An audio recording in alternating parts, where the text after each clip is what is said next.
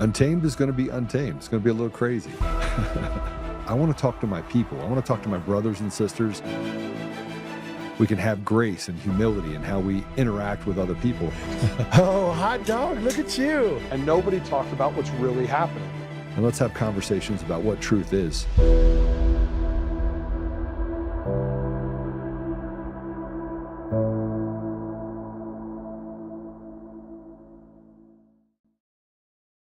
Listen, let's talk about the last vote there in Virginia, the presidential vote. Vice President Kamala Harris won by about 5 percentage points. So the state is relatively split with a left lean, but 90% of House members from Virginia being from one party?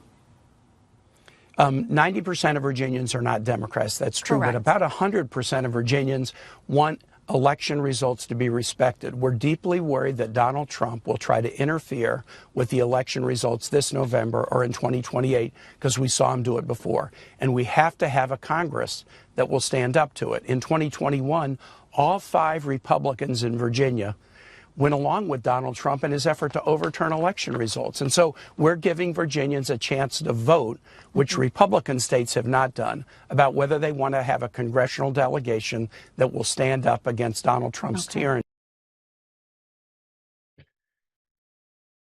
Okay, so you get a little bit of fuzziness. Sorry, I am not in the studio. I'm out of the studio right now. Let me see if I can fix this a little bit. I thought I had it fixed before.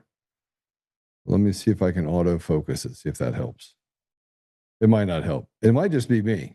It might be that I'm just not going to be able to fix it. Let me see here. All right.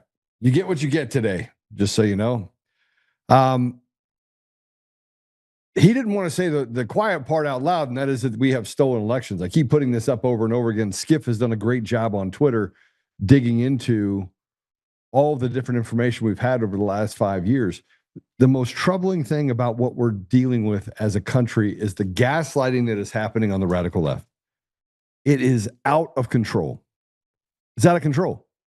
The entire system is based on stolen elections. None of these people have been elected. And I do understand the Republican side of things that are like, well, how far do we have to claw it back? Do we have to go back 20 years? 30 years? How long has it been widespread election fraud by companies like Dominion Voting Systems? Today, I was going through some information. Every day I'm putting up the same post talking about what Eric Crumer said. And it's the precipice that it led us to the place where we started looking under the hood for Dominion Voting Systems. And everywhere we turn, we see more and more fraud. And we have the same apparatus inside of our government that says the same thing over and over again. That is, nothing to see here. It's a safe and secure system. They're still using the same dog whistles, misinformation, disinformation. They haven't gotten away from it. And you don't have an argument if the only thing you're doing is repeating the same thing you've been repeating over the last 5 years. You have no curiosity. It's a morbid ability to walk away from it while bullying anyone that steps and speaks about truth.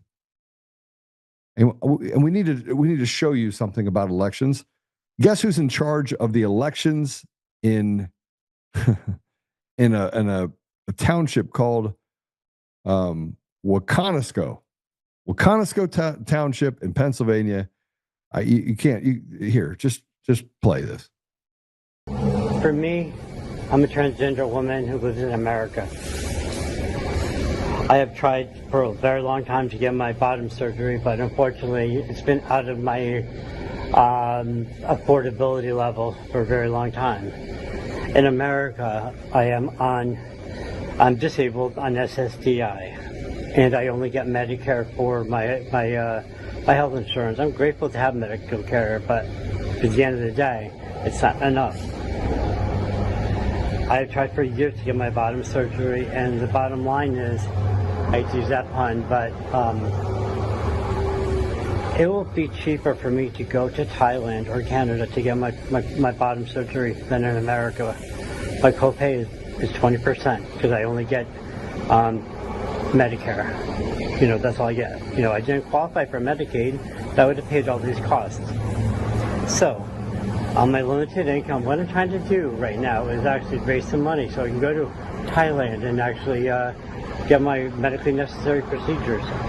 You know, it's kind of hard to unpack the reality that I have to fly half around the world to get a medically necessary procedure instead of getting it done in America.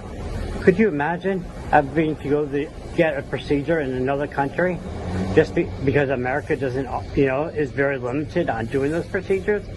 Yeah, that's the reality. There's so many people in my position. They have to go to other countries because they can't afford the high cost of these procedures, which is wrong. America is like one that supposed to be the best in medical care, but it's not. If you're in my position, and there's many other transgender women who are in my position that are going through this.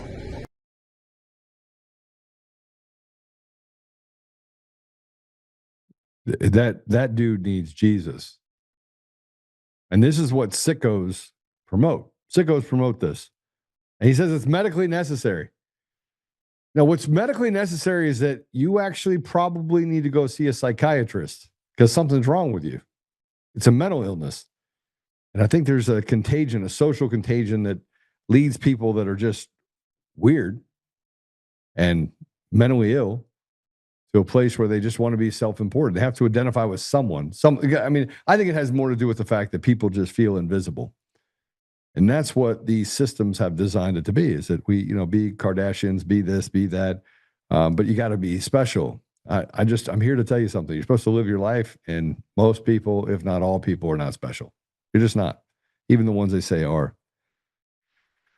So here's a video that posted by Skiff involving election fraud in Pennsylvania during the 2020 election. I just want you to know that this person was the person that you just saw was the one that oversees elections and will be overseeing elections. So someone that has to pretend there's something and wants you to pay for it. I don't know. I mean, maybe they should probably start with getting some teeth. This is Delaware County, Pennsylvania, caught on secret video shredding ballots and plotting a cover-up. This is unbelievable. In Delaware County, Pennsylvania. Play it. Pads in the second scanner. We got to talk about it now.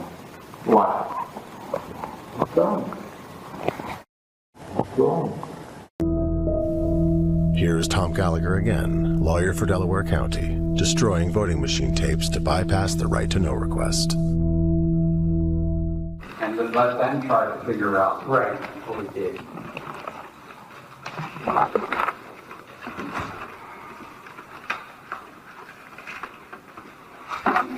Mom, why do you have to rip it off?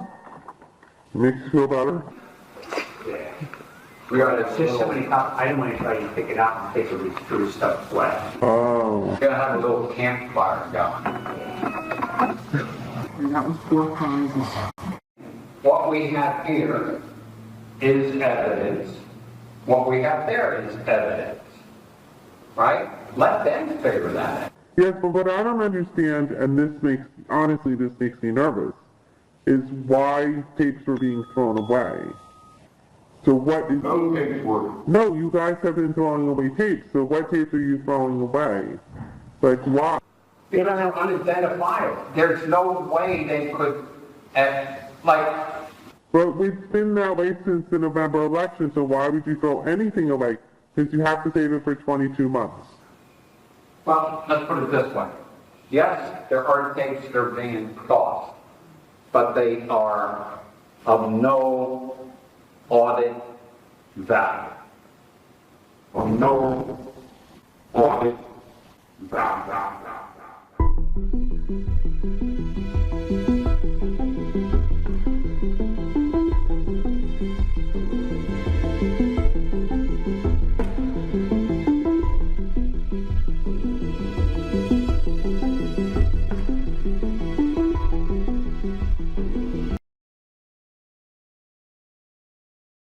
We know that all the elections have been stolen.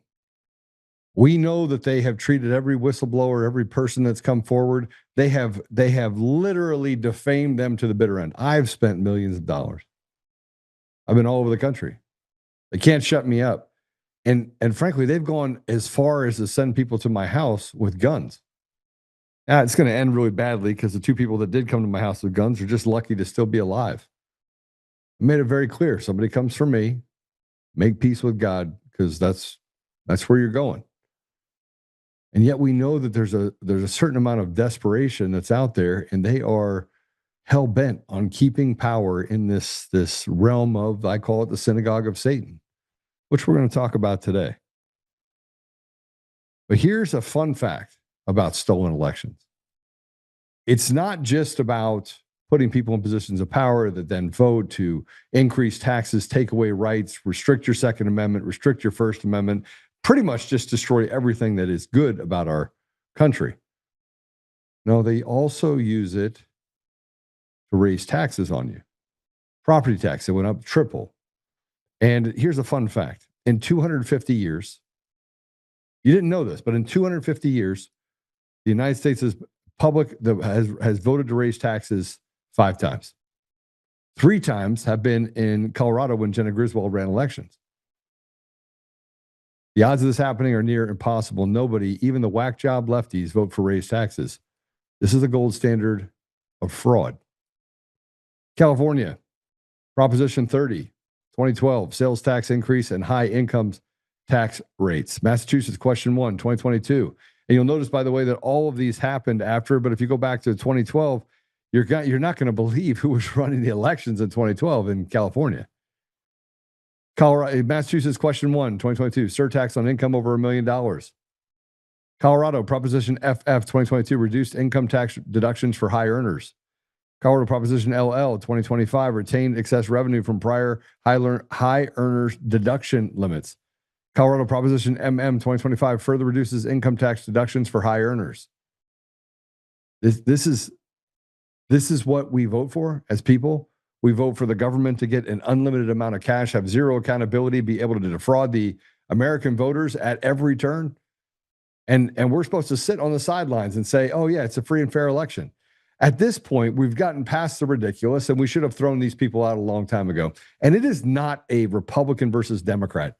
It is the uniparty of cartel leadership and rotted apparatuses of our judiciary that, frankly, they're nothing but enforcers for a criminal family. They do it over and over and over again. And just to give you an update of what's going on with the judge wants certain assurances that they will not be put in a position where anyone would ever know who they are. As I go through it and I make certain accommodations, it becomes very clear. There is a fear. There is a fear of these people, these evil people, and what they have done to people all over our country. It's a legitimate fear. Name one whistleblower over the last 30 years that has not been absolutely vilified, while they put people like Eric Coomer up on a front page, the perfect villain. Well, stop being a villain and you wouldn't be the perfect villain. I guess you filled the part.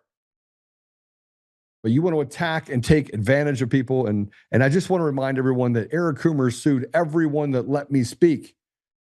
And they settled because, they just created enough chaos and said he didn't do it. Joe's lying, Joe's lying, Joe's lying. And the reality is they were lying. And now that they're caught, yeah, I say it over and over and over again.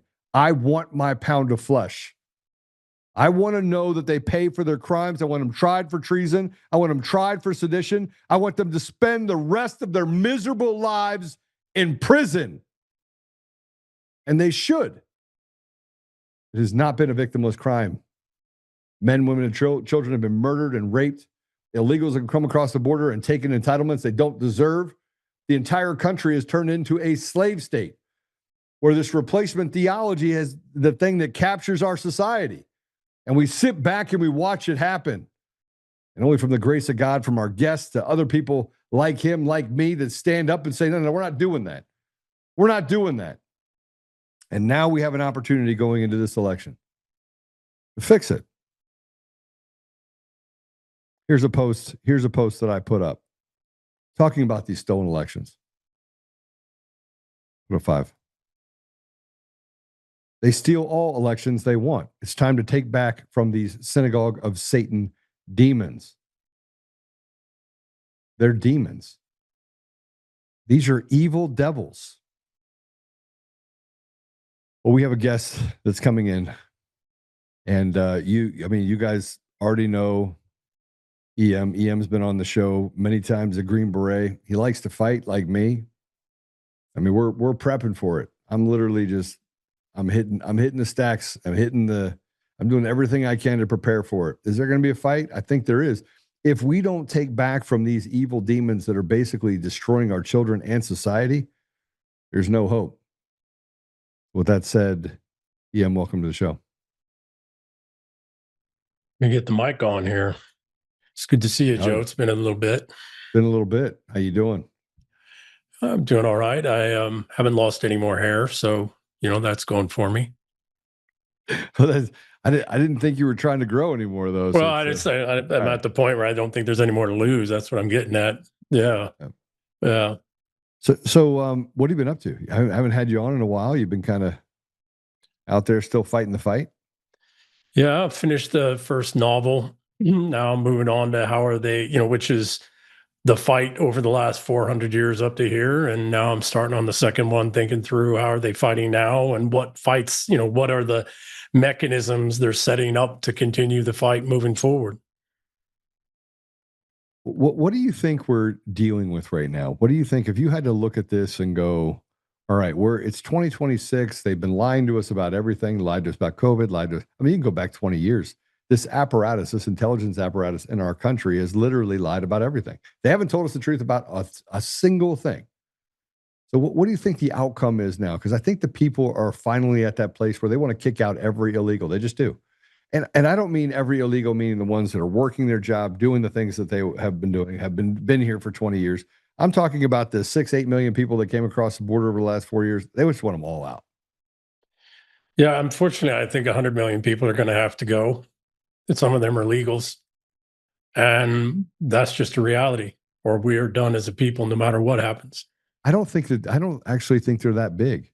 I think it is that big. No, I've seen it all over. Yeah. No, because all right, listen, 30 to 40% of everything you see in social media are bots. It's not that, bro. I've driven all over this country. I've been all over this country over the last 30 years. I see it everywhere.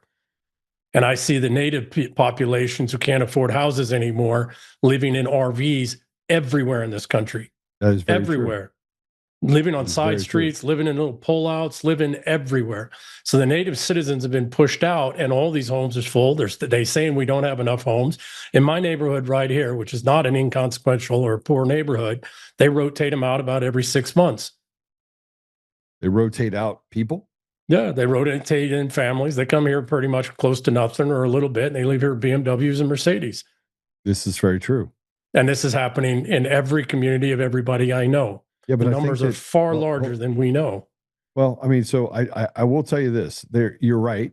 You're right in what you're saying. At the same time, they've learned to game the system. You could have one, especially Arabs, right? You could have one Muslim guy that has 8 wives. He'll have 8 different houses. He'll go and, pork belly each one of those women. They'll have 3 or 4 children. He'll have 25 children. He'll get all this entitlements, and he'll use those entitlements in order to make sure he takes care of his kids. They'll all say that they are unmarried, right? When they are married. I mean, it's like the reorganized church, Mormon church all over again, only it's the Muslims coming in and stealing from the American people. Well, that's one aspect, and that's one population. The largest population is Catholics brought into this country on purpose. All right, to what purpose? Right? And that's mostly out of South and Central America and elsewhere. But the other, tell in this is the number of IDs that have been issued to people through the DMV in various states that should never have been issued them because they didn't have proper immigration status.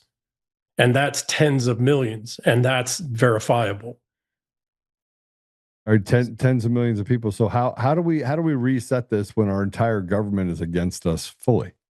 Well, and the NGOs and the judiciary, as you said. So the first thing we have to accept is that the real power is the same power it's always been through history, and that's murder and the threat of murder.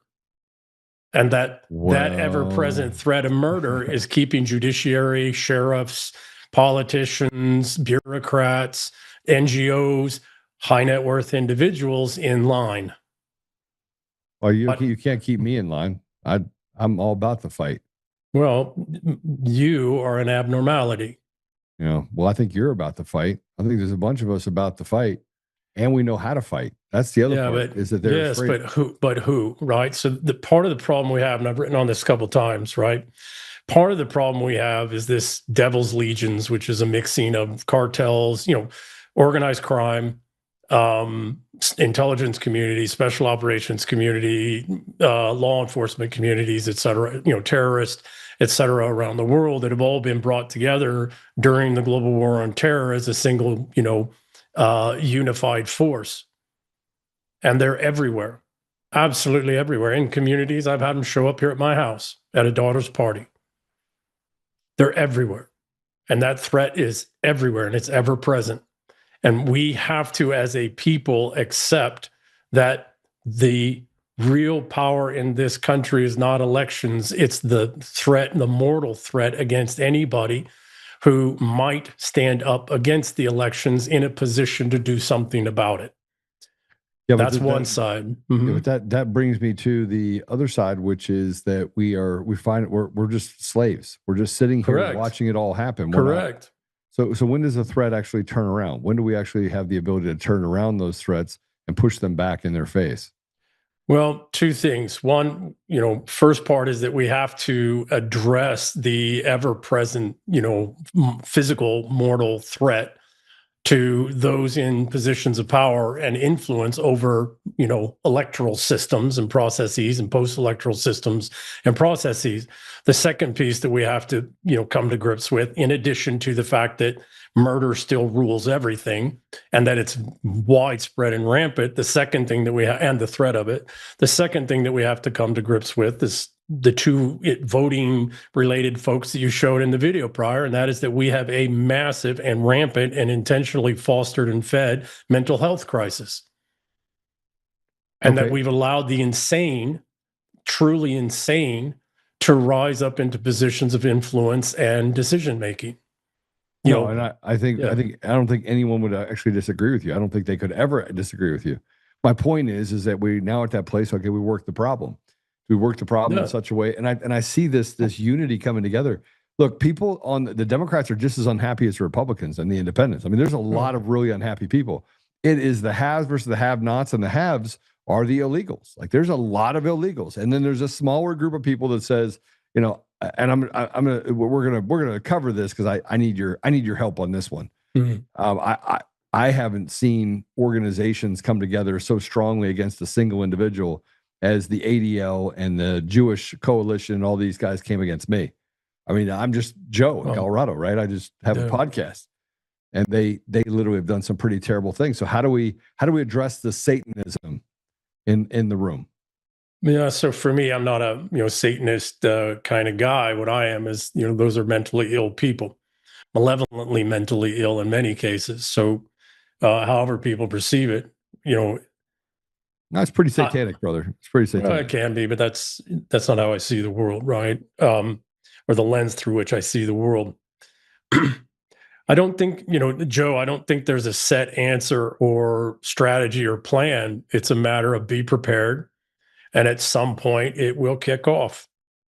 And be prepared. And what do you need to be prepared for? Well, one, there's survival, and there's survival of you and your family and your immediate circle. The other is there are some elites, some actual elites, native elites that do need to be secured because they have roles and responsibilities that the greater commons require. And we can't allow it to be a free-for-all when it goes. Well, I mean, if we're not on the same page, if we don't have some sort of unifying effort, right, like a people's coalition, so to speak, where we can coalesce around it, we're going to fail. We're bound to fail. Well, it's what I've written a book on it, this Our English Civilization. We must restore the roots and principles and practices of the English civilization as the core, and we must return to constitutionality.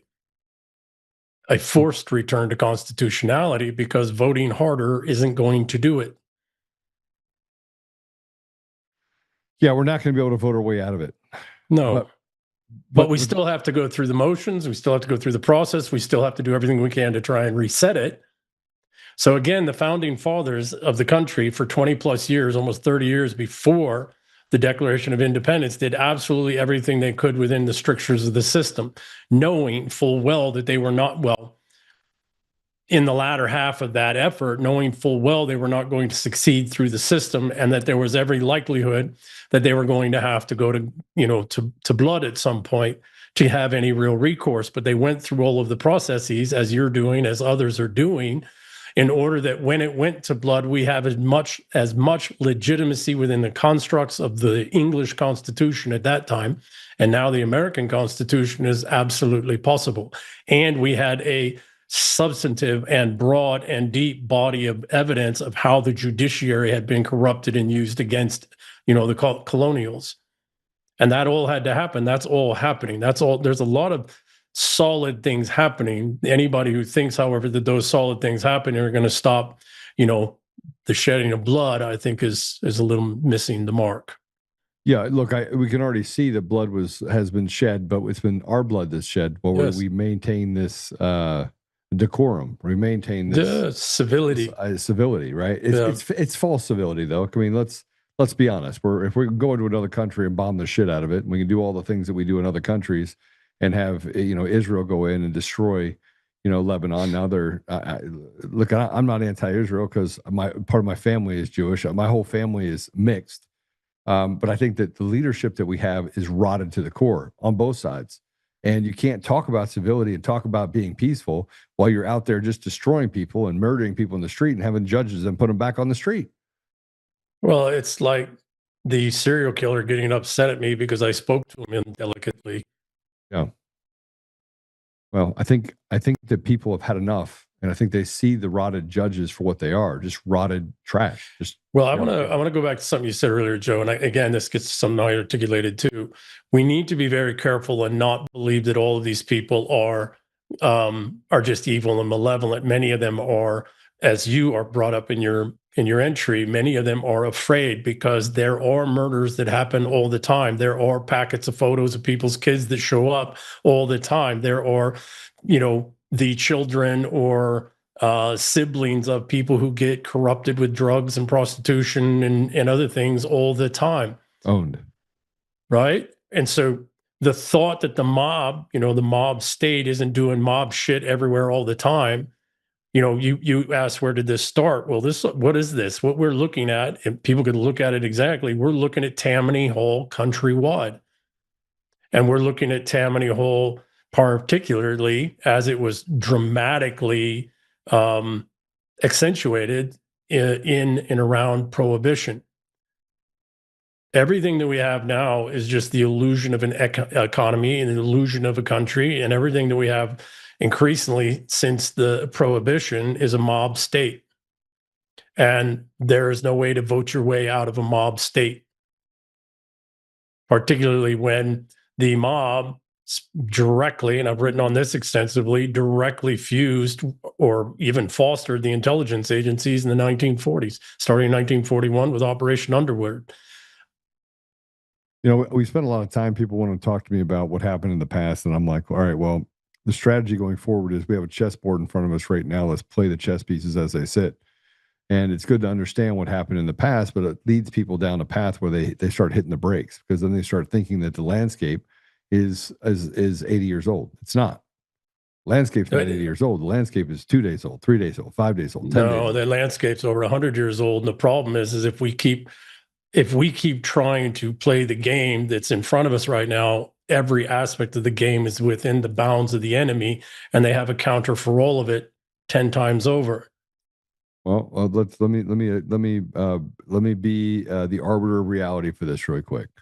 So I think we're talking past each other in a lot of different ways, because when we start looking at what chess pieces are on the table, and I'll just use elections as an example, right? They have set paint dry.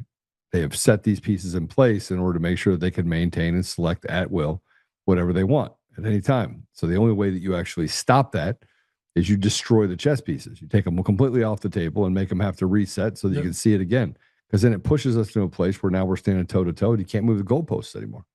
So I don't disagree with that, but so I don't disagree with that. So let me try and further clarify what I'm saying. Okay. I fundamentally agree with you. What we need to be very conscious of is that we really understand what the pieces really are, Right. because they have set up deceptive pieces and feints and faults so that we are going after things that look very real and very substantive, but aren't, because power's actually over there, or the threat's coming from over there. Okay, so let's examine this from the standpoint of we know we're headed towards something. Like, Joe, it's just going to happen. In all the times that I've been overseas, I'll use that as an example because the temperature there in most countries it's delicate. I mean, the reason why you can actually affect the sovereignty of a nation is because they're very limited by their spectrum. It's like really short, right? They react to everything in front of them. So you can, it doesn't take much for the intelligence community to just go in there and just screw it up because they're just haven't evolved. They haven't gone through as much stuff as everyone else. So, but when you look at it, there's never been there has never been a spontaneity. What is wrong with spontaneity that actually led to it? It was always a geared event towards something, and there was always a catalyst at the front of that spear, right? Always. I don't think there's ever been a time that it just let's just go into and have a riot or go in and have mass. Well, but that's very different because we've been actively moving against them and working against them. A civil war is a civil war in English civilization is a very different thing. The first Civil War become a revolution launched because of an action, I think on this day or yesterday, where the National Guard in Massachusetts tried to go move and confiscate weapons. And there was a reaction. Now, yes, there were some movements, et cetera, ahead of time, et cetera, but it was for all intents and purposes, it was a spontaneous reaction amongst a small group of Massachusetts boys that said, no, we're not going to let you do this. And everything followed from there. Now, yes, all kinds of conditions and preconditions and all that have been set. But when it comes down to it, what launched it was a somewhat of a random accident. And so I'm not saying that all the machinations and movements to some conflagration starting off haven't happened. Yes, of course. But when the event itself goes, it's somewhat kind of random. Meaning you can't predict ahead what specific thing will set it off. Well, I look currently at the number of people that are awake, and the average age is about 60. Yeah, but look at us. Right. Look at us today, Joe. I turned 59 a couple of weeks ago, and I got gray and all that, but I hardly got any wrinkles, et cetera. A whole lot of us in our late, mid 50s, Gen X, the ones that aren't dead already, built different. Yeah, we just aged differently. It's almost as if we were, life and biology or the gods or God and your belief system delayed our aging and delayed our decay because there was a great work we were going to have to lift sometime later in life, which would be normally historically the end of other people's lives. Yeah, I believe that because I was playing around with a friend of mine and he wanted to wrestle, right? And it's been a long time since I've, and I double-legged him and took him down. He's 20 years old. He's like, my goodness, what just happened to me? Well, right? You had old man strength going for you. I had both old man and retard strength going for me still. Yeah, I talk about it all the time. I mean, I said, do not sleep on me. Do not sleep. I promise you. I practice things. Like I practice with my guns, and I practice with my hands, and I practice with, and I think we are built different. I think we are, our generation of men is built different, but there are a bunch of men in our generation that are they're just a bunch of pussies. I mean, that's the way it always is, but it unfortunately doesn't take a whole generation. It only takes about 7 to 10% of a generation, and it only takes 1 to 3% active across all generations for these things to happen. Yeah. So you put out an article. I want to talk a little bit about it. Can we put that up? Yeah. And let me just summarize this a little bit. So you talk about America's real war, and this is the thing that got me, I think, the most, was it's not overseas. It's right here.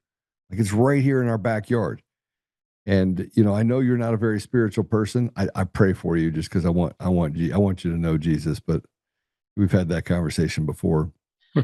But we're in this fight. Young people especially have lost the fundamental that it doesn't matter what book you read. It's all based on some sort of survival hope, right? Yes. They don't have any of it. No. So explain this article to us. Give me a second. Until such a thing happened in my own life, in my own family, and I've had to deal with it as a father. And until such time as I talked to a couple other fathers and then realized every single one I talked to was dealing with this same similar thing in their own family, from kids ranging from about age 12 into their late 20s.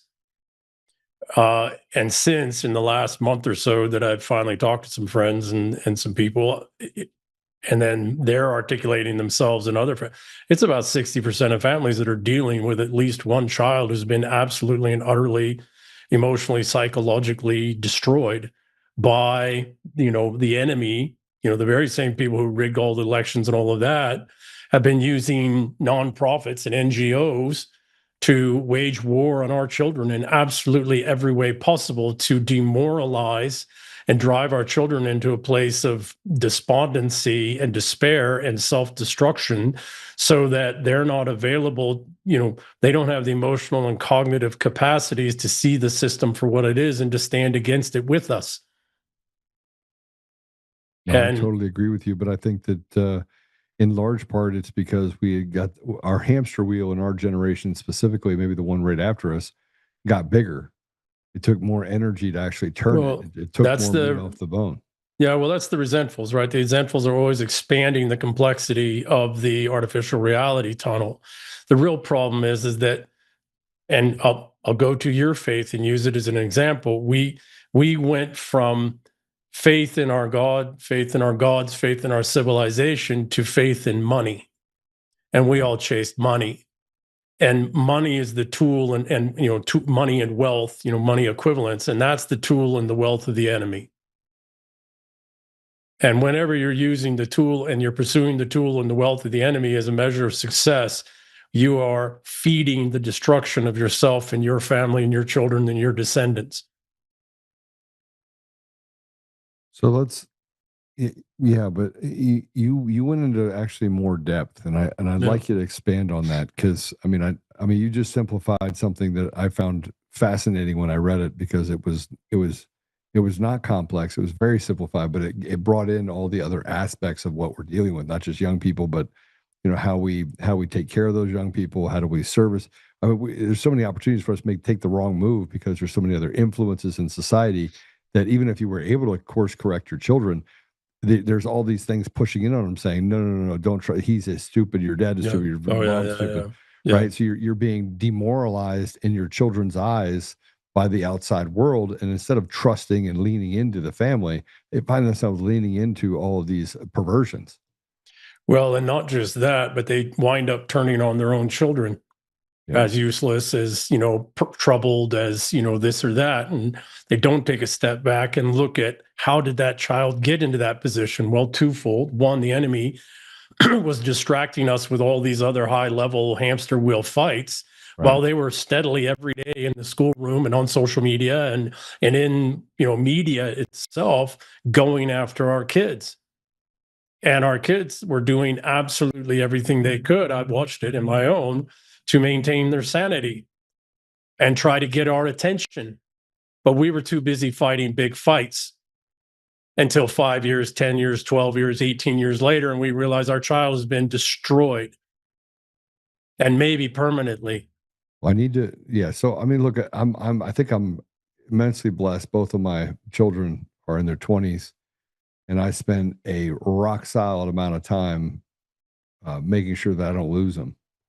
Right. I mean, it doesn't matter if I even get an inclination that one of my kids is going off the deep end or is seeing things. I go, I'll be there tomorrow. Yeah. Well, a lot of us spent a decade or more in war. Yeah. Or we spent a decade or so in, corporate or business war, sometimes 2 decades.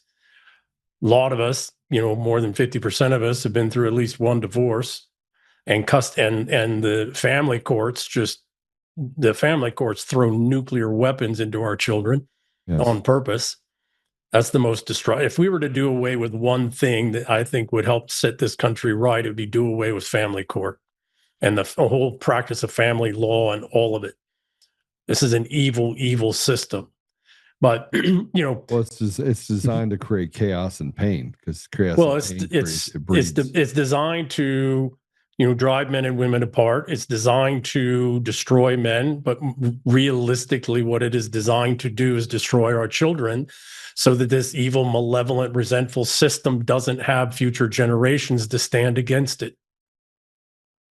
And now it's to such a degree that they're just outright replacing us with entirely different populations of slaves, because that's exactly what it is. They are fully committed on sustaining their economic lie by returning to outright slave labor. That's what it is. That's what we're dealing with. And that's what the stakes are.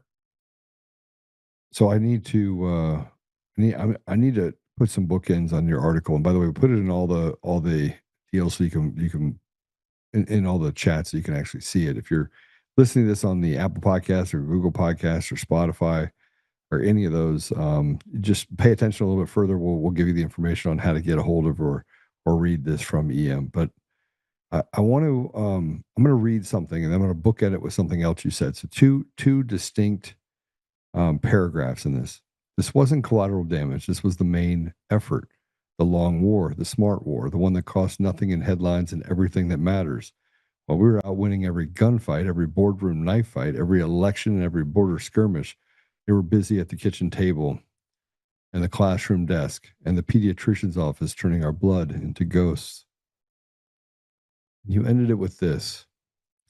Because there's another fight waging within the hearts and minds of the souls of our young every millisecond of the day that can't be lost. A war that's been waging for more than a decade, and that they're losing by the hundreds of thousands every single day. A war that cannot fucking wait. The horizon can wait. Our descendants, the kids, cannot.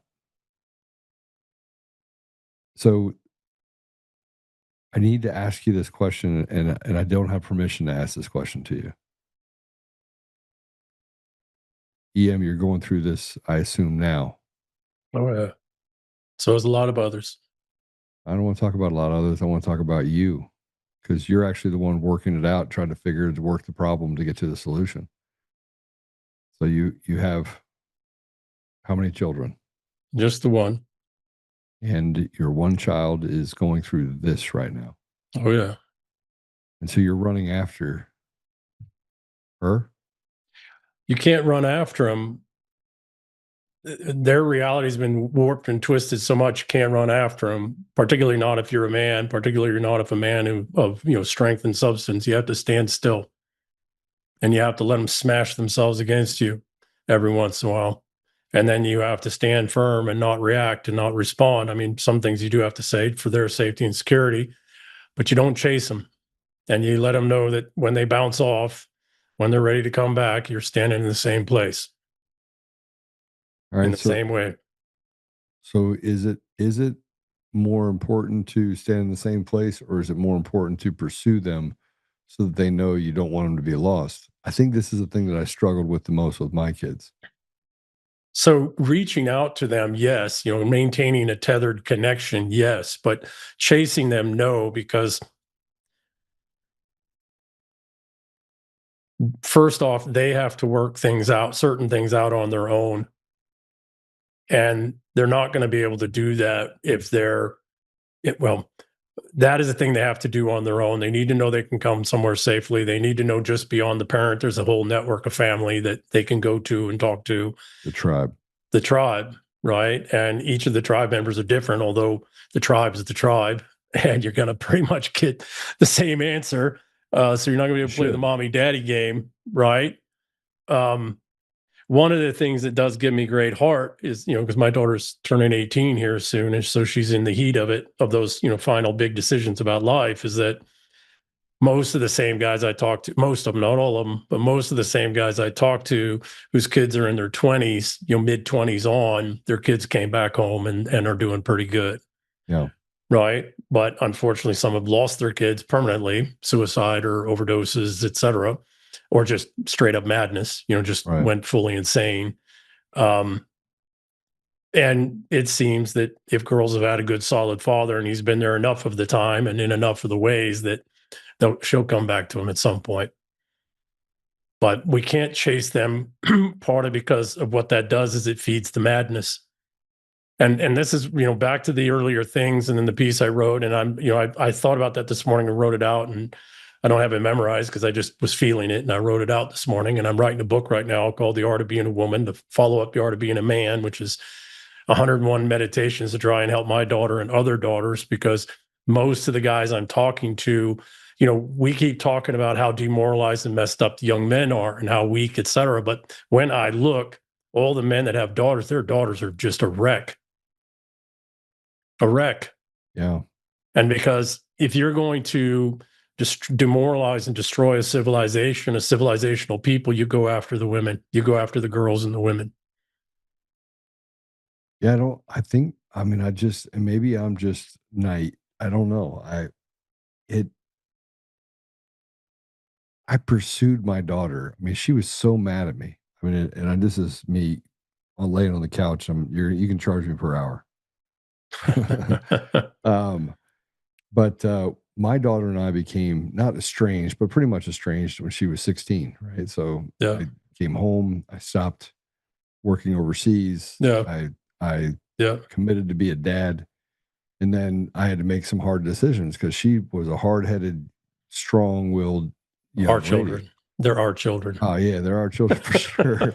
I just wanted to come out the other end of it. And I used to crack jokes about, what I would do if they did drugs. So they didn't do drugs. They didn't. Yeah. They just were great kids. And then 16 happened. Boys happened.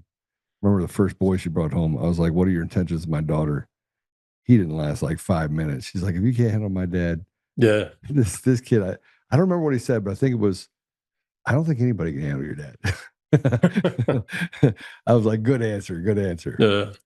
But my daughter's always told me the truth. She's always told me the truth. And there was this time that things just splintered. And it took me, man, she went to college. And I remember going to college and I'd just show up. Like I'd just show up at her front door. She was in Florida. She wanted to get as far away from me as possible. And I remember going down there and just being like, all right, let's go to dinner. Because I don't have time till Wednesday. Jesus, like it's Monday morning. I'm like, okay. So I stuck around, I stuck around for 2 days just to have, she goes, "Do you have work down here?" "Nope. I just came down to see you." Let me get this straight. You sat here for 2 days waiting to have dinner with me? Yeah, you're right. I did. Yeah. So Joe, I think again, you and I have a slightly different linguistic style, right? Yeah. But we're talking the same thing. So that to me isn't chasing, that's showing up. Yeah. Yeah, and showing up is absolutely essential, right? But chasing is couch. Yeah, well, chasing is I'm feeding their madness, or I'm feeding their anger, or I'm feeding, you know what I mean? I'm validating it. No, let that burn out. But then showing up every time, right? That's absolutely essential. I'm fundamentally in agreement with that. Yeah, I did the same. I was working with the Buffetts. Got a message from the ex-wife and came all the way back across the country within 2 days. And she's been with me ever since. And I've been working from home and doing all, stop the traveling and stop doing all that stuff to be here. Yeah, no, it's you have to make sure that's your priority. But man, boy, it was tough there. A couple years, man. I would always tell her I loved her. I would end the call with "I love you," and she got to this thing where she'd be like, "You love ya." I just irritated, but I never said anything. Sometimes she still does it. And I'm like, oh, and she does it on purpose, just like, I'm not going to say it. I'm not going to say I love you. I'm going to make sure I change my what I say to you. Yeah. Which also gives me the indication of when she's mad at me. I know when she's mad at me because of that. So, but yeah, just annoyed. It took me women years. Get annoyed a lot. Yeah. But they do come back. right? They do come back if you do show up. I think that's well, and that's, so Joe, that's a great point. I mean, that's, what do our children need? Quite honestly, we need to stay fighting all these other things, but we have to show up for our children now. And we need to continue to show up for our children in every way, or we'll win all these other battles, all these other fights, and we'll lose the actual war. Yeah. And that's really what they need from us now, is that we keep showing up, and they're going to test the hell out of us, because very much to what you said, they've been taught to distrust us. They've been taught to, to believe that we're idiots. They've been taught to believe that we're bigots and misogynists and all these other fancy words, Isms. right? All the all the words that turn me on now, because, that's what the state of mind you got to get to, right? Yeah. But they've been taught indoctrinated, and still are, through social media and friend groups and education, all this other stuff, that we are the enemy.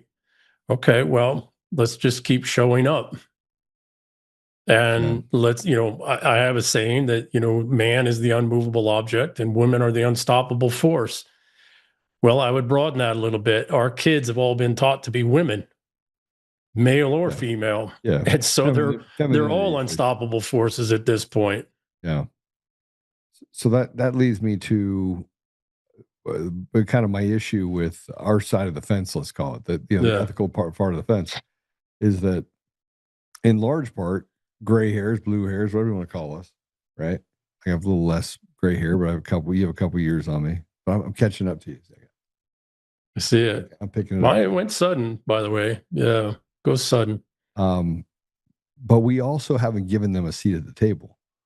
We haven't empowered them and showed them that, hey, listen, that we keep doing this thing where we're like, hurry up. I mean, look at the average age of Congress, or average age of people that are in positions of power and authority. The only people that are giving people any time that young people is a bunch of retards that are letting other retards run for office. Let's be careful. It's not retards. These are insane people, and there's a distinction.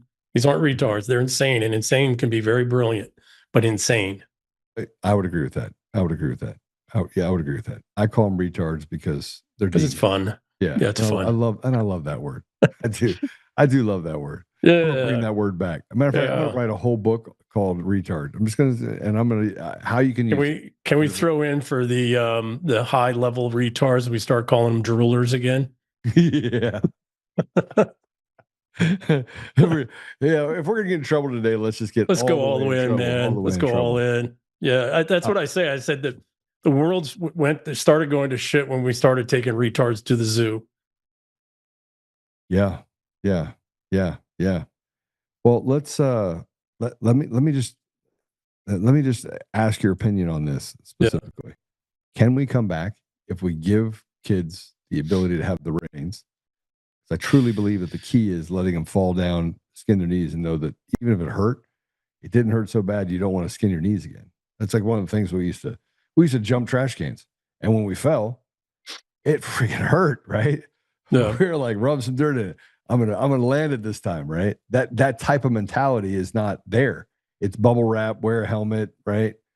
Mount guard. So yes, and qualified. Okay, so yes, we absolutely have to do that, but we have to qualify it with our kids have not had any real wins for so long that they don't know what success requires, even in the smallest thing. So you can't give them any real power, but over anything major substantive. But we do have to start giving them decision-making powers, and we do need to start holding them accountable for poor decisions while being the instructor, the teacher, or pointing them to an instructor or a teacher in that domain. We do need to do that with a concept, so in special operations in the Green Berets, we have a methodology we do where we're training forces, and then we take them through escalating levels of confidence targets. And we do retraining, after action reviews, et cetera. And we need to do that with our kids so we can run them through a bunch of iterations of leadership where they get it right and wrong. And what are they doing? They're building confidence. They're getting past because one of the things the younger generation can't handle is failure. I agree with that. Fully. They just can't handle it, right? And which is they were given kind of what you were saying. Well, that's exactly. Well, and that's the thing. One of the things I noticed about this younger generation is they're ludicrously good at gaming the system. They're all like freaking jail yard lawyers. Yeah. Right. True So story. what we have to do is we have to let them know that, okay, well, if you're going to act like you're in the gang yard, I'm the gang boss. Right. You're in the jail yard. Well, I'm Drop the actually bar a on you. gang boss. Right. And you're going to have to earn your way up the ladder in this gang. Yeah, so I think they have gamed the system. I will tell you this, social experiment, I don't know if there's any sort of data that would point to it, but I coached soccer for my son for 14 seasons. Wow. And I didn't play soccer, but so I had to go learn. So I went and played soccer, and I got kicked out twice. I got 2 red cards, kicked out for an entire year at one point. But I was actually pretty good. I learned to be, I'm just good at sports. So I learned to be an athlete. But when I had these kids from 5 years old on, when I had these kids I had the same kids for those 14 seasons, almost 8 years. We won in those 14 seasons 11 cups, right? Colorado Cups. Impressive. 11. Twice we went to go to a deal, and then we got like 6th place. Every time we moved up, it was, you want to just push it, right? And we were like 6th place, and they brought us these awards. And I handed the awards back to him, and I pushed it into his chest. And I was like, yeah, my kids don't get, no, it's not going to happen. And he's like, you need to give them to your kids. And I was like, yeah, I think you need to step away. At one point, when the kids were like 12 years old, the other coach, I was a yeller. I was like, use your body, set up the line, get down there, use your body. And I'd be yelling at him where to be in position. And we had plays on the deal. And the parent on the other team said, because I used to tell the kids, you win as a team, you lose as a team, you fight as a team, you score as a team. And we would do this while they're doing push-up. I would make them I would make them run till they threw up. Right. I was that guy. Right. And everyone said, the parents were like, the kids come home, and one of them said, Joe, it's really weird is that no matter what you do to them, they love you. Right. Yeah. And father. And it was, but all of my kids that were on that team, yeah, they are all excellent. They're not just good, they were excellent young people today. And seeing them thrive with that same behavior, we win as a team, we lose the team. I'd make them stay in the push-up position for like 3 minutes, right? And they'd be pissed. I was like, I don't want to hear it. Then quit. Yeah. But every one of them, I was at a mall, and the kid, Coach Joe. I turn around, kid I haven't seen in like 4 or 5 years, came up, give me a big hug. So, but all of my boys are all doing really well in life. Wonderful, right? And so I wonder if that hard line that we don't think that we can push on these young people, if we started to push those limits on what we teach them, because even our military, the training is. Well, it gets to what I said. All of our kids for the last 25, maybe 30, 40 years have been raised to be women. What they need, both male and female, is a man. They need father, whether it's their own father or some other father. What the world is missing is fatherhood. And it ain't easy being father in a world that's trained everybody to be a girl and be an unhealthy girl. Right. And so how do you stand in that, and how do you continue to stand in that? And then how do you start parsing off the boys so that they can be boys, they can be men, they can grow into be men? And that's one path. And then how do you parse off your girls so that they can grow on to be girls and stop being some hybrid male female kind of thing? Right.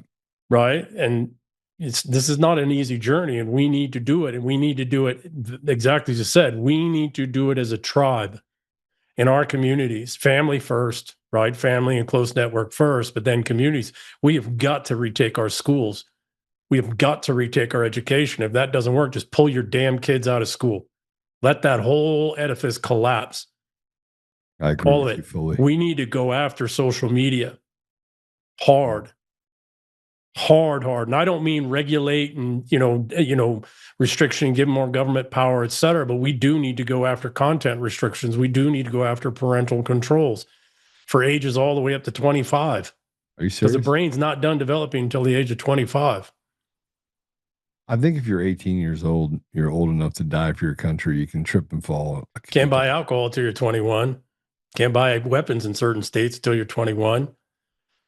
Yeah, that's true. But I don't think those were. Those are life and death. The point is, this is life and death, and we don't understand that, right? At 18 years old, I've got 18-year-olds running around. Their brains are not even close to develop.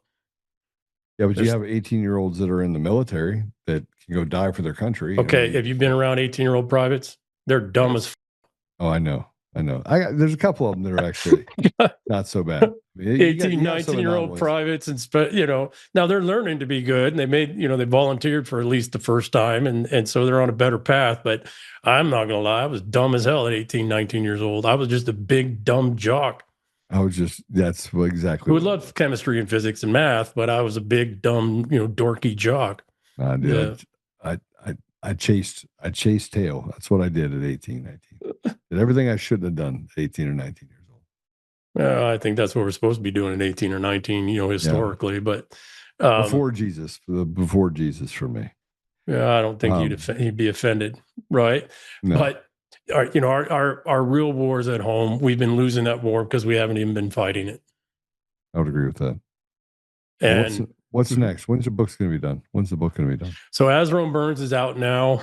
I'm going up and meet with a movie producer and some backers here in Coeur d'Alene here this week to talk about maybe turn it into a series or a movie or something. The As England Burns is started. I put the first chapter up. It's going to be released as a serial.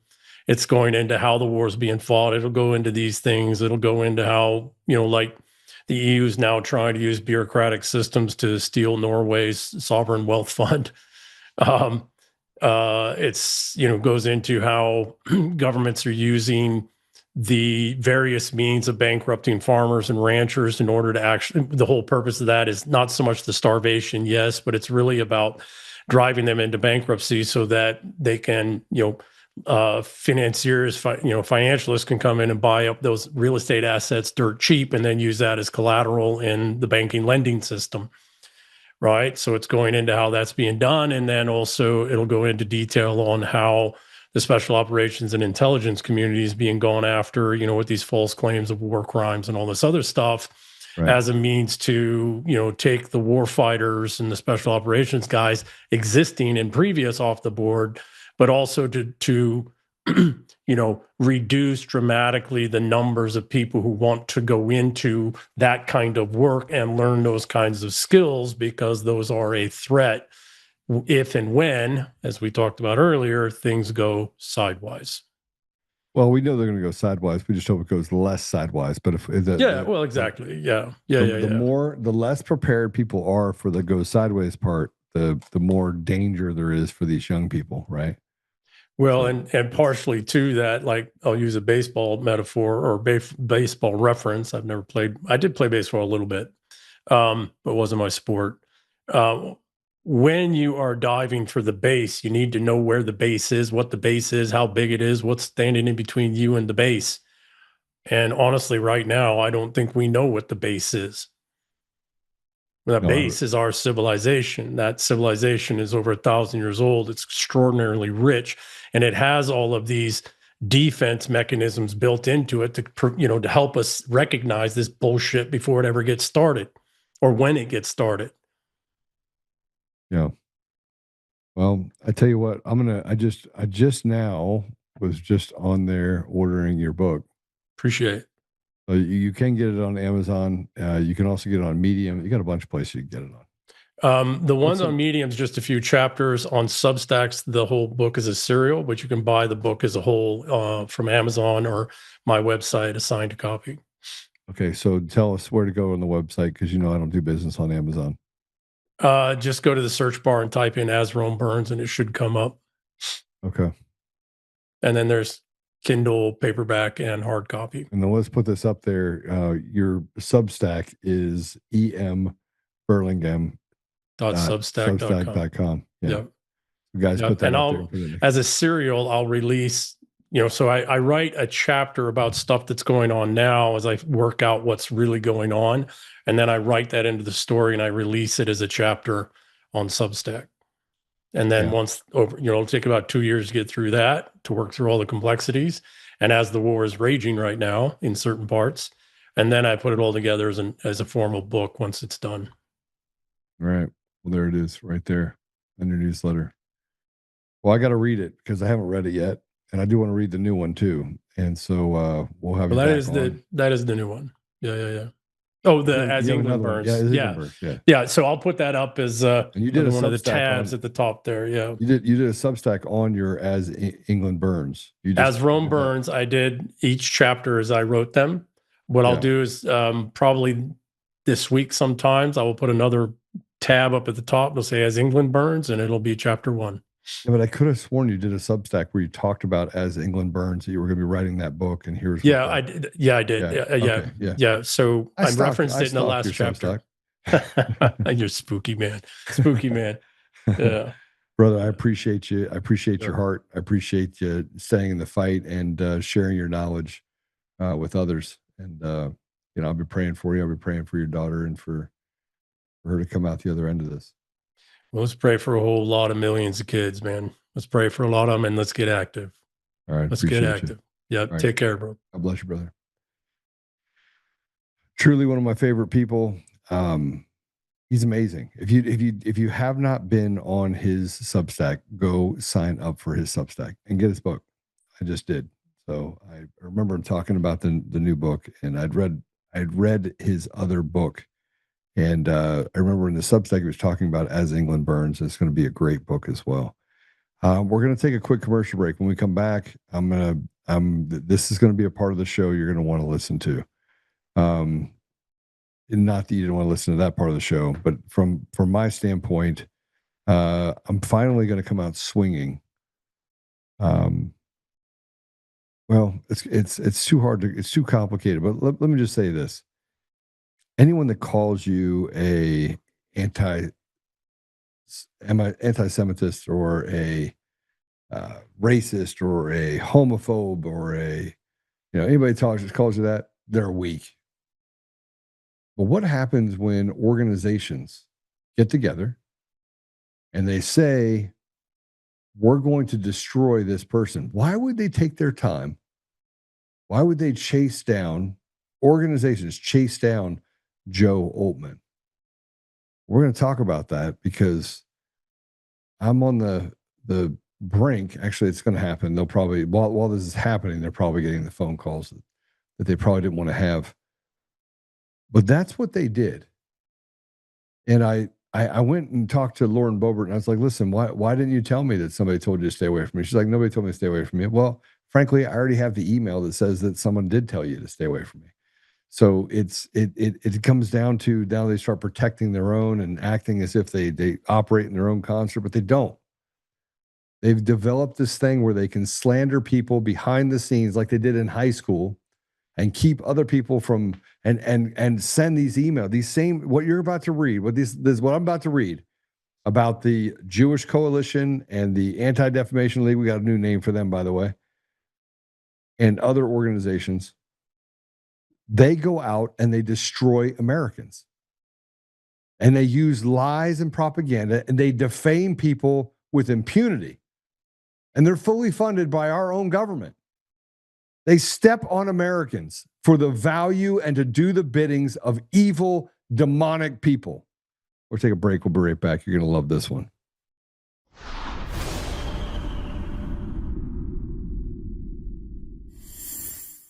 Hi, I'm Joe, Supreme Leader of DCF Guns. What is DCF Guns, you ask? We're the best damn gun store and range in the universe. Do we have guns? We have all the guns. We got small guns. We got big guns. We even have beastly guns. We offer all types of training, and we have 5 ranges across our 3 locations. I'm a good shot. And of course, we have all types of ammo. We even have flamethrowers. Woo! We offer incredible membership opportunities, and members save even more on guns, ammo, and accessories. Come join the DCF family today, where we keep the range hot and the deals hotter.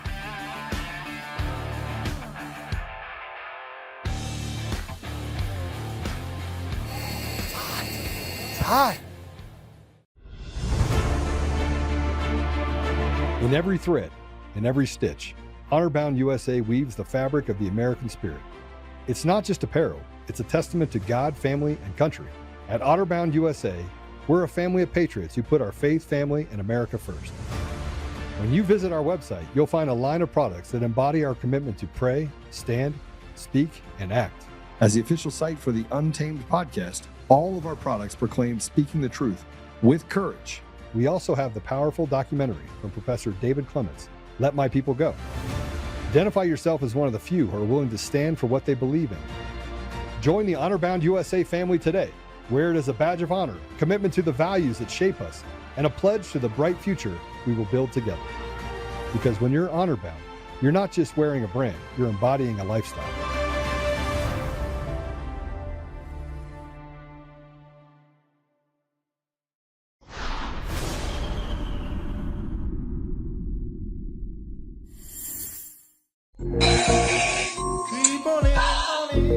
Tea. I bet you thought I was drinking tea, but, this glass is empty. You see that? There was no tea in there. And this isn't my hand. These are my hands. That's not real at all. You see, you're being lied to.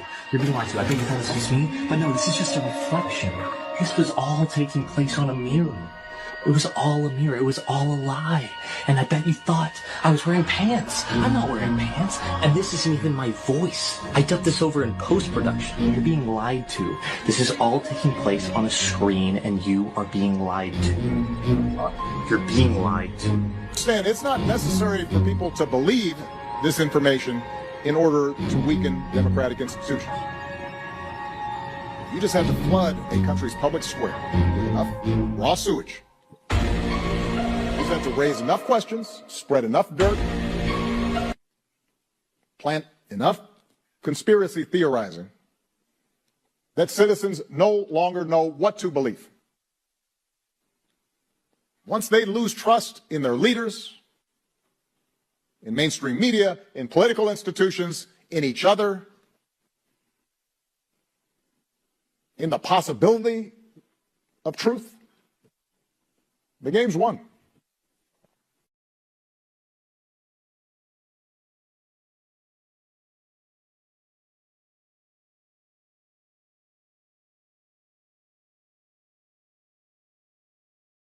You got the arbiters of truth, and especially with anything revolving around the Jewish people. They've captured it. Jewish people are held hostage. They have been for a very long time by evildoers that tell them they're the smarter ones. They're going to look out for you. These are the same leaders that, frankly, let October 7th happen. You can say whatever you want. 6.5 hours, we know for a fact they were told to stand down, while Hamas went in and did horrific things to the people in Israel. And we have things that we've talked about inside of Gaza. And they keep telling us, don't mind that. We had to do it. They attacked us on October 7th. Then we started seeing that Bibi was meeting with Hamas and giving them billions of dollars. And he was funding the very people that were attacking and shooting rockets into Israel. And now we have a country divided on itself.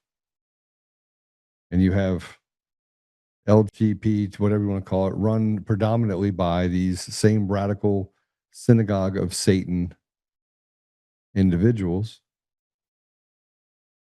And the world loses its mind. Because how dare you tell the truth in a world where I get to control the truth? And these organizations have been able to call Facebook, call X, call and silence people, keep people kicked off of platforms. Evil people that want to allow evil people who have done evil things to the people in our country, including Jewish people. And then they want to use dog whistles in order to cover up their crimes. Anti-Semite, racist, homophobe. It doesn't matter if it's true. It doesn't matter if what we're saying is meant to do what should have been done. It's biblical. the idea that you could be honest, they find offensive. And much like Galatians 4:16 says, am I the enemy because I tell you the truth? And I have to tell you, I am. There's this organization that years ago went after me because I spoke a lot of truth. And I spent a good amount of time yesterday in Glenwood Springs, Colorado. And I went there and had a meeting with 35 beautiful people that are from that community. I think it was 35, 30, 35. It's over 30. And I sat and I just told them what the truth was. And over the last 6 months, I've had people like Kyle Clark and people write articles saying that I said something I didn't say, and then conflate information and say that I called for the execution of Jews in Colorado. So they basically, it's like playing a telephone game. I call for people to be tried for treason. If they're found guilty, they should hang. And we should hang everyone that commits treason against the American people because, frankly, it's not a victimless crime. And because you can separate the evil being done by cartel judges and cartel lawyers and evil people who happen to belong to this synagogue of Satan while they hide behind it, while claiming it, so that you can't say a bad word about people who do harm to people in our community, black, white, Democrat, Republican. It basically is, it has absolutely no target other than not them, not Satanists, not terrible people. So you have the agents of the Devil's Legion, or should we call them the agents of the diabolical lies, or should we call them the advocates of the devil's lies, or should we call them the architects of demonic libel? The Anti-Defamation League, by any other name, would be true. Because the only thing the Anti-Defamation League are liars. And the Jewish Coalition in Colorado, disgusting that they would do what they did and then stand behind it. I had to spend about 8 hours going through every single video where I talked about people being hung for treason. And at no time did I ever say that my political opponents should be hung and call for the assassination or the murder of innocent people. Quite the opposite. And instead, I have to take and look at myself as a self-loathing individual while they bully with impunity and try to destroy prospects to fix the system that these evil demons don't want to fix. That's why they wrote what they wrote. See, there's a difference between the Jewish people and the Jewish demonic people who are literally hiding their people, hiding these demonic people among good people. And I said before, you're going to hear what I said, actually. I'm going to read it to you.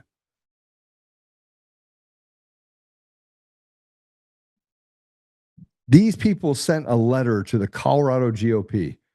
And one of the people in the leadership of the Colorado GOP, because I'm running for the state chair position, as a guy, by the way, that has more talents and abilities, I'm literally like the Patrick McCombs of being able to fix all of this. I am the Roger Starbuck. I am I have talents that nobody else could fix the state of Colorado's GOP except for me. No one. When I stepped out to run for governor, we had the group. We had this group of people, this Jewish group of people that decided they were going to slander me and they were going to bully the Colorado GOP. I couldn't figure out why certain people said, I don't like you. Why? They wouldn't tell me. Turns out that the Anti-Defamation League with these other two organizations leading it bullied the Colorado GOP and created an environment that made them not want to have me come to certain events. And then they lied about it. They did it behind the scenes. They conspired together to slander me as much as they can. Now, why would the Anti-Defamation League and these people have such a vested interest in stopping Joe Oltmann from coming into the most corrupt and broken state in the entire country and fixing it in the governor's race? Why would they do that? Why would they be so afraid of me? Why are they so afraid? I'll tell you why. They're afraid because the truth is a great equalizer. And a guy like me that knows how to fix stuff that frankly is just a unicorn, I become a danger to evil people that want to hide behind good people because I see them for what they are, evil. So they sent a letter to the Colorado GOP, and I want to read this letter to you. Let's read the letter, shall we? I don't see how you put it up so I can actually read it here. Let me just give me 1 second so I can pull it on my side because, frankly, it is not clear.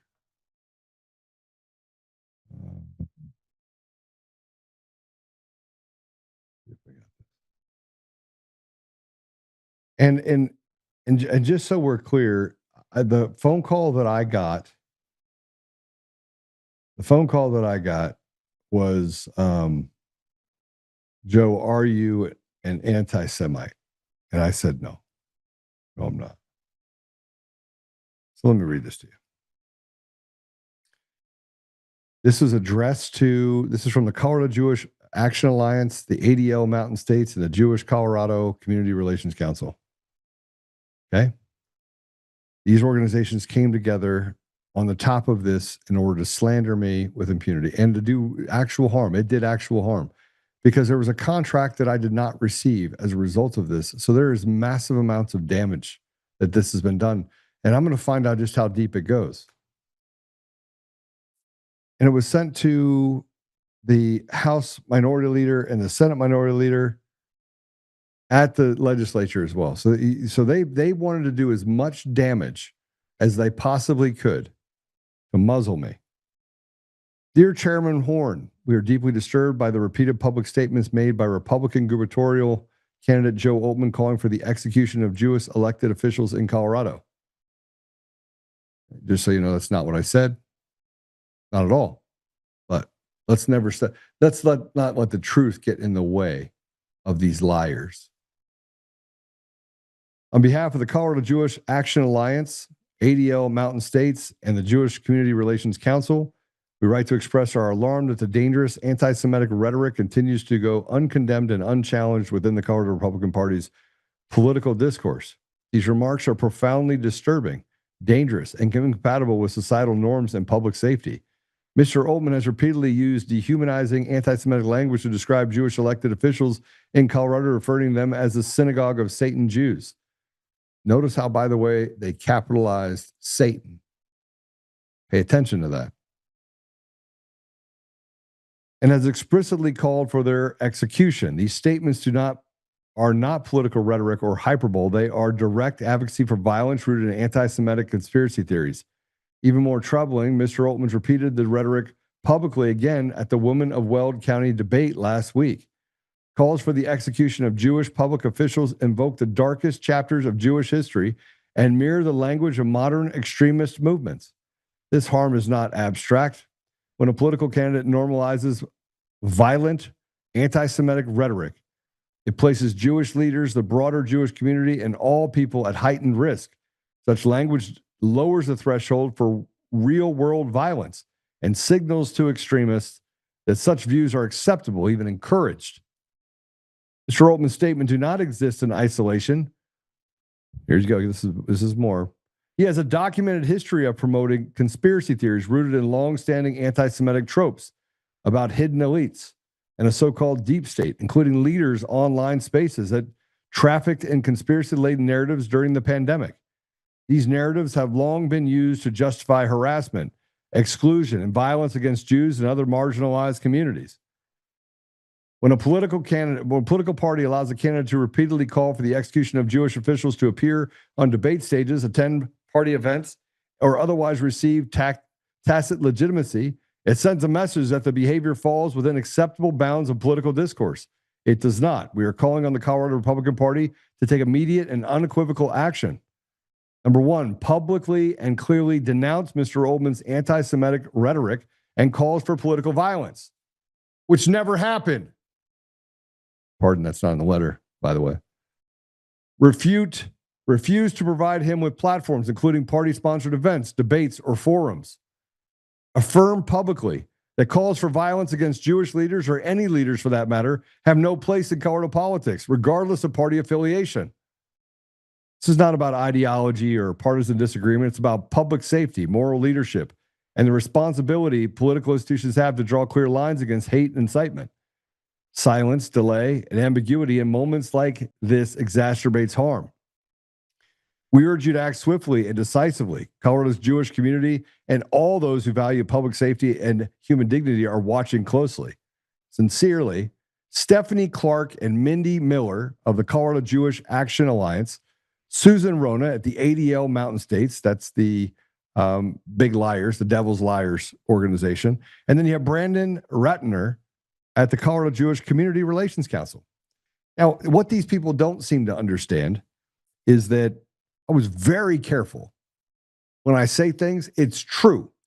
And many people in the Jewish community believe that the people that are making decisions like this are demonic, but they are also held hostage by the same thing where they can be captured by people that would allow 6.5 hours to go by while people come in and slaughter and rape innocent men, women, and children.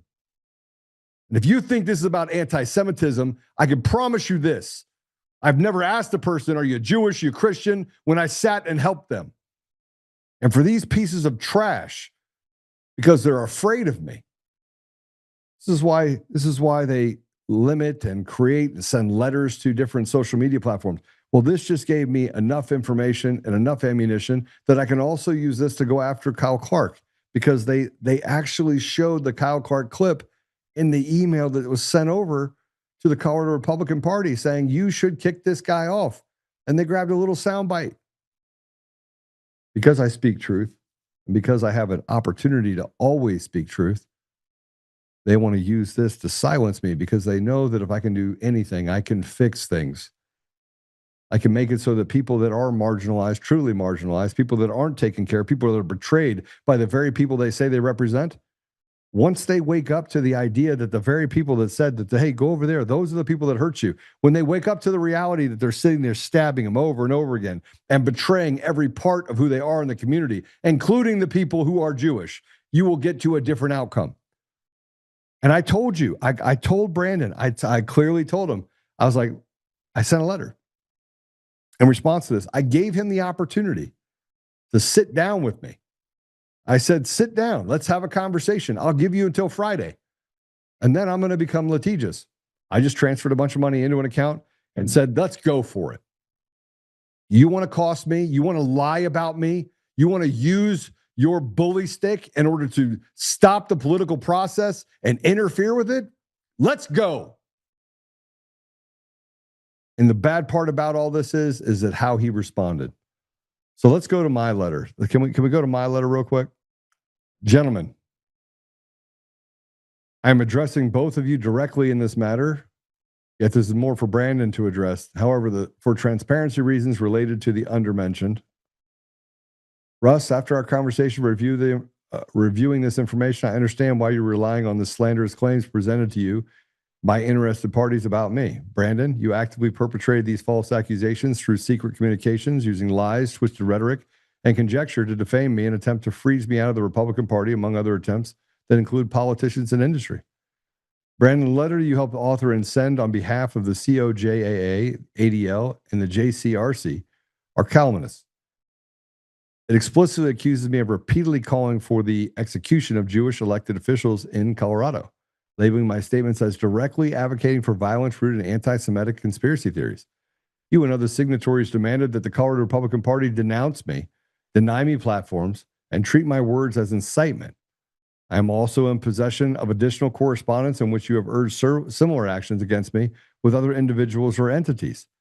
These coordinated behind closed-door efforts by the organizations involved represents a deliberate attempt to destroy the reputations and political prospects of those who are challenging certain narratives, all while operating in secret to influence party leadership and members. Such institutional pressure tactics undermine the integrity of the Republican Party and the democratic process in Colorado. The resulting harm to me personally and to my company have been significant. Here's the fundamental issue. I am more than 25% Jewish by heritage, with family members in both Israel and the United States.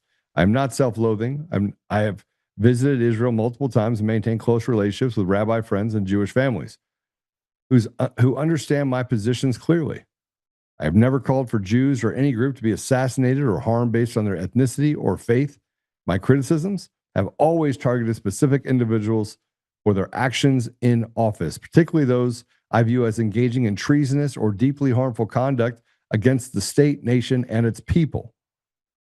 I distinguish sharply between good people of Jewish faith and those I have described using biblical language as a part of the synagogue of Satan, a reference to evil actors, not the ethnic or religious group as a whole. The distinction is critical to, as warned in Scripture, Revelations 2:9 states, I know thy works and tribulation and poverty, but thou art rich, and I know the blasphemy of them who say they are Jews, and they are not, but they are the synagogue of Satan. And Revelations 3:9 adds, behold, I will make them of the synagogue of Satan, which say they are Jews, and are not, but do lie. Behold, I will make them come and worship before thy feet, and to know that I have loved thee. Allowing evil people to falsely claim representation of the Jewish community while hiding behind the identity to carry out harmful deeds creates real danger, not for the broader community, but for honest discourse and public safety. Conflating legitimate criticism of specific bad actors with anti-Semitism fuels dangerous ignorance and stereotypes, much like historical efforts to paint entire communities with the actions of a few. Attempting to politically assassinate opponents through back-channel smears and institutional pressure is precisely the type of coordinated defamation that relevant laws are designed to address.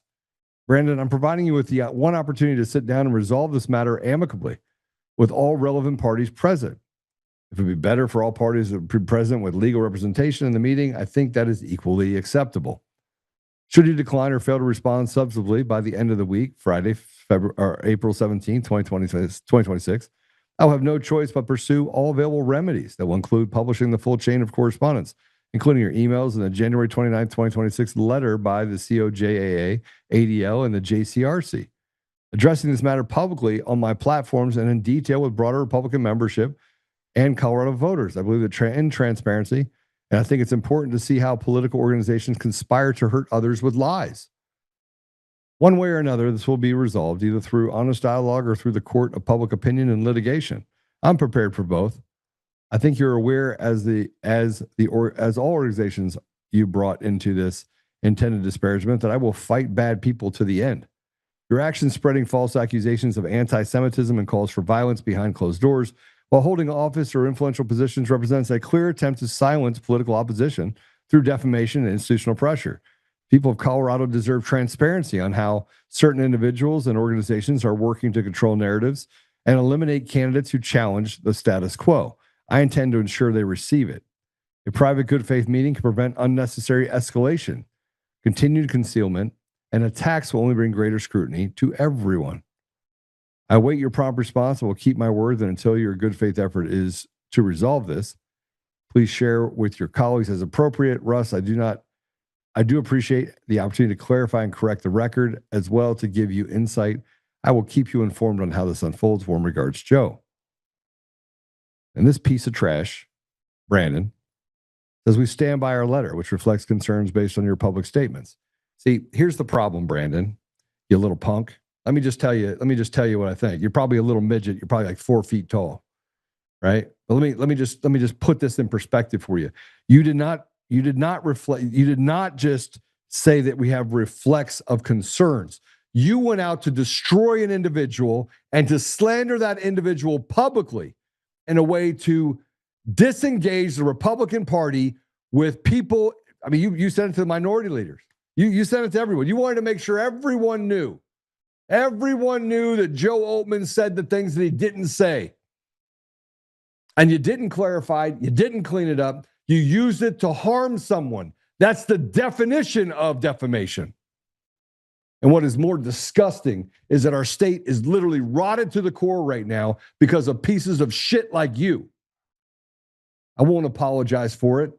I won't apologize for talking and speaking the truth. And your organizations do not represent the Jewish people. You represent yourself and hiding in plain sight Satanists, people that are terrible, that have done terrible things to the people of our state. third worst state in the country to live in, most dangerous state in the country to live in. People are dying of fentanyl. Children are being abused at a regular basis in places like Jefferson County. The judges, which are largely a part of this little group you're trying to hide, are letting these criminals back on the street to re-victimize people in Colorado. And you want to tell me that I said words you don't like because I point out how evil and disgusting it is. But you hide behind people and you say, oh my goodness, he's an anti-Semite. You use a dog whistle to cover up your own improprieties and your betrayal of the very people you say you represent.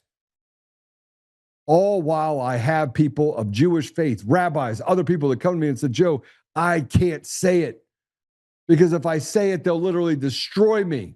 Recognizing that you have an apparatus that you yield as a weapon to hurt people, not only in our state, but your own people that are in the state that really want good things for good people. It's disgusting. And you're disgusting. And I am very proud to say, I'm going to sue you, all of you. And we will play it out on this podcast every day. And I will subpoena every record of every social media platform. And we will do everything we can to get to the bottom of it. And the other people that you've sent these defamatory letters to, we're going to show a pattern of what you've become in order to stop people from fixing the very state that you've destroyed.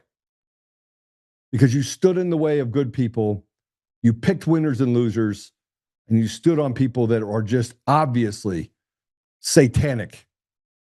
By the way, it's not a conspiracy theory. It's in the Bible. And we're Christians. We believe in the Bible.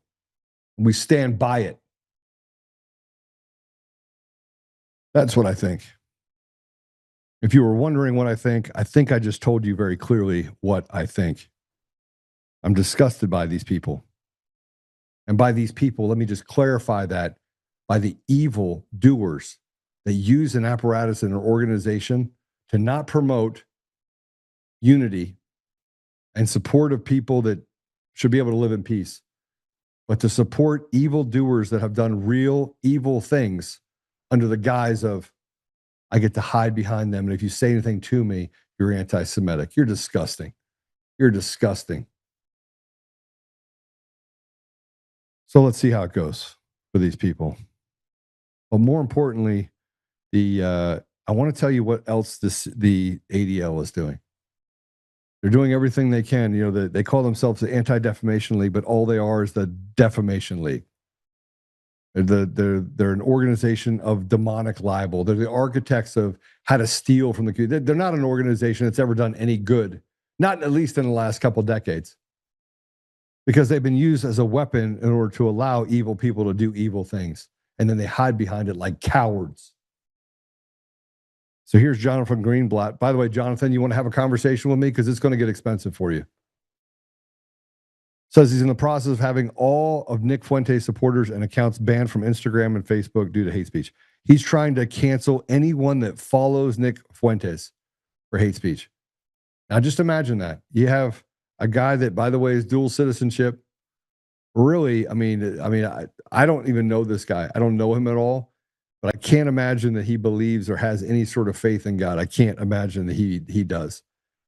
Because how do you have an organization that's sole purpose is to lie and to slander and to bully people and think that that is a person that follows the Lord? I just don't think it's possible. Let's go ahead and play this. Our research shows that they have failed to, their pullback on moderation means they're not even enforcing their own policies. So let me give you some examples. And we looked at hundreds of posts, accounts, you name it. Like, for example, Nick Fuentes. So he's a very well-known, really revolting neo-Nazi social media influencer, but is banned from the platform, which I don't think you don't get much credit from me for banning Nick Fuentes. I mean, it's kind of common sense. So, but whereas they banned him, we found hundreds of accounts that continue to push out his videos. Mm-hmm. So whereas his account isn't there, we found accounts with well over 1 million followers pushing out his Groyper videos on a daily basis.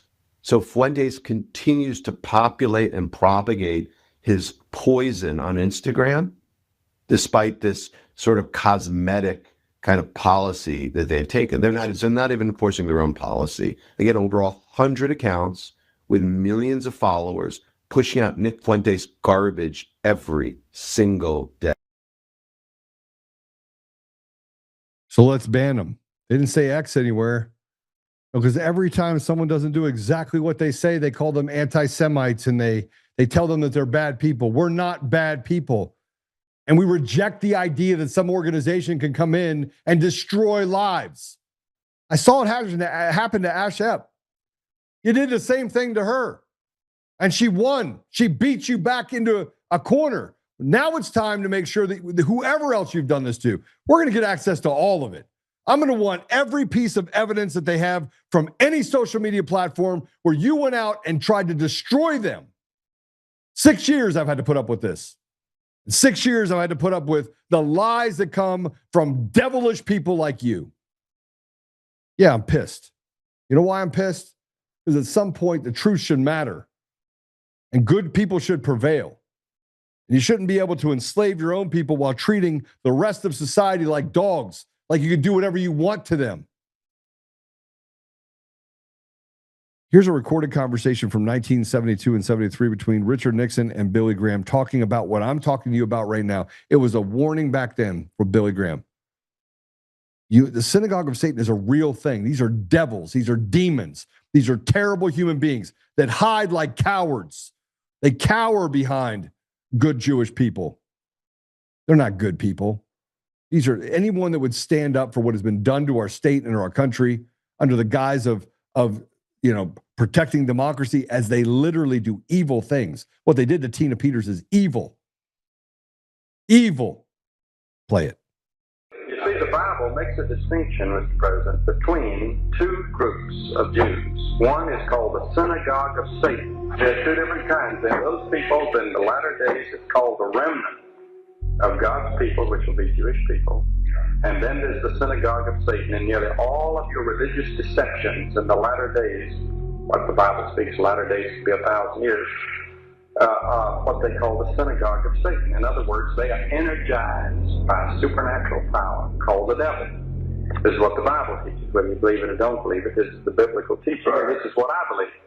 And I believe that they have a strange brilliance about them.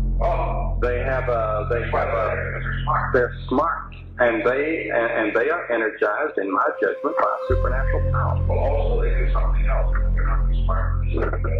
And you see, of course Hitler didn't. They had a stranglehold on Germany, on the banking of Germany, on everything in Germany, and the media. They had the whole thing, you see. But he went about it wrong. But this stranglehold has got to be broken, or this country is going to go down the drain. Believe that? Yes, sir. I can't ever say it, but I believe it. No, but if you get elected the second time, we might be able to do something. When did the truth become so offensive that you can't talk about the devil itself? See, we have to start, and it keeps being said, there's a fight between good and evil, but we're not willing to make those. We're not willing to make the argument based on the facts that we can see right in front of us. We'll use the Bible if it's convenient.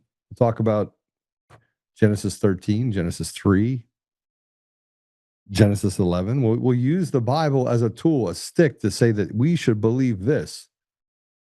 But when it comes down to believing what Revelations is supposed to tell us, which is this is what we're facing. This is looking down the barrel of a gun, and it's about to go off.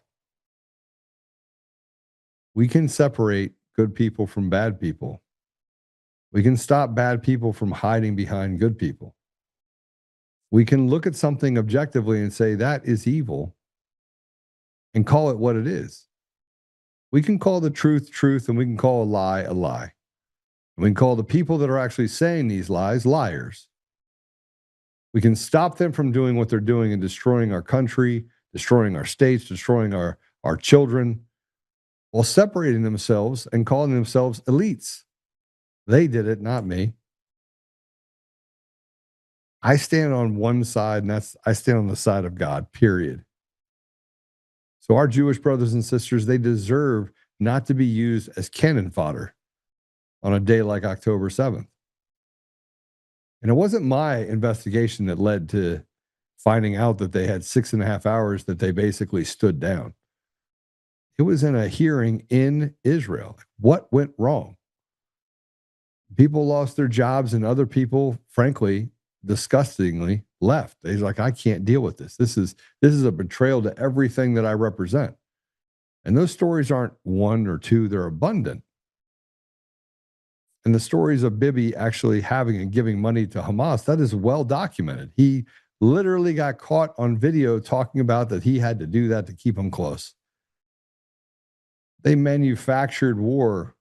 They manufactured victims and made the people's cannon fodder. They didn't even ask their permission. They just did it.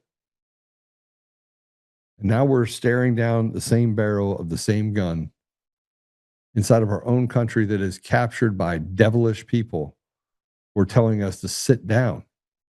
Like Yuval Noah Harari, who said that he is to become a god and we will just fall to the wayside.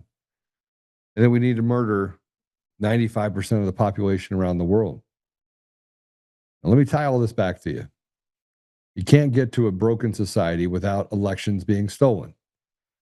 We're really smart people. We got to the bottom of it, and we were able to create forensic evidence of stolen elections inside Dominion voting systems, inside of Smartmatic, ES&S. We were able to trace the lineage all the way back to 2005 when it was Smartmatic bought Sequoia voting systems. And on the heel of Eric Coomer going to jail for a long time as a massive heroin addict, they hire him as a chief architect, a guy that can't pass a background check to work at McDonald's. And now you have a judge in the case in Washington, D.C., who has sanctioned and removed Stephanie Lambert from the case, Patrick Byrne v. Dominion v. Patrick Byrne, because she had the information from Dominion that showed crimes were committed by people including Eric Coomer. And then Eric Coomer admitted that he gave Serbians access to the source code, but pinky swear they didn't have access to anything else. The guy that said, don't worry about it, Trump's not going to win, I made effing sure of it. The same guy that wrote about raping his wife and peeing on her, making her bark like a dog. The same guy that posted the Antifa manifesto, that posted things about killing police officers, killing the president. The same guy that basically said that all Americans, except for the ones that believe what he does, are stupid. The chief architect dating back to 2005. Now, why do I say this? Because you'd have to capture the apparatus and you'd have to be lying to people over and over and over again. And what does the synagogue, what is Satan really good at? Lying. Lying.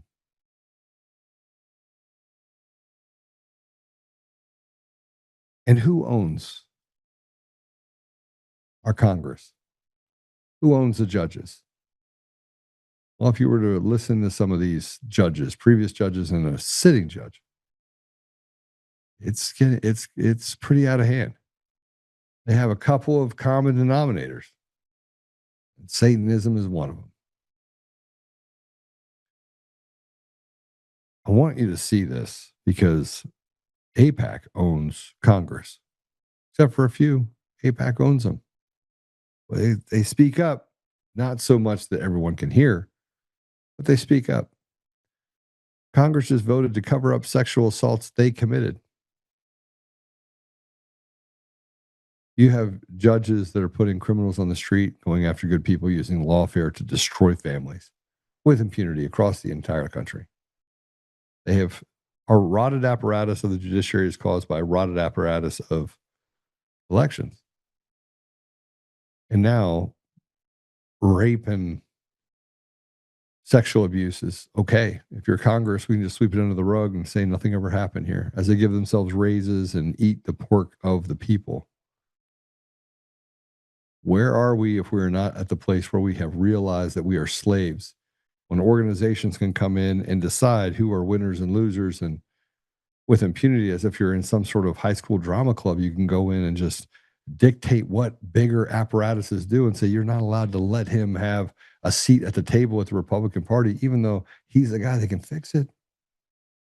And then I offered to sit down. I was like, we'll have a sit down. You ask me questions. But they didn't want that. They didn't want that. They wanted to make it so that Joe's anti-Semitic so that they could destroy any prospects, knowing that that dog whistle was like the worst thing in the world. You couldn't get me on the racism part. You couldn't get me on the homophobe part. Now you want to come after me for anti-Semitic? I believe that I'm here for a reason. And now you've tried me. Because now I have the wrong rate and paper. You did it yourself. You did it yourself.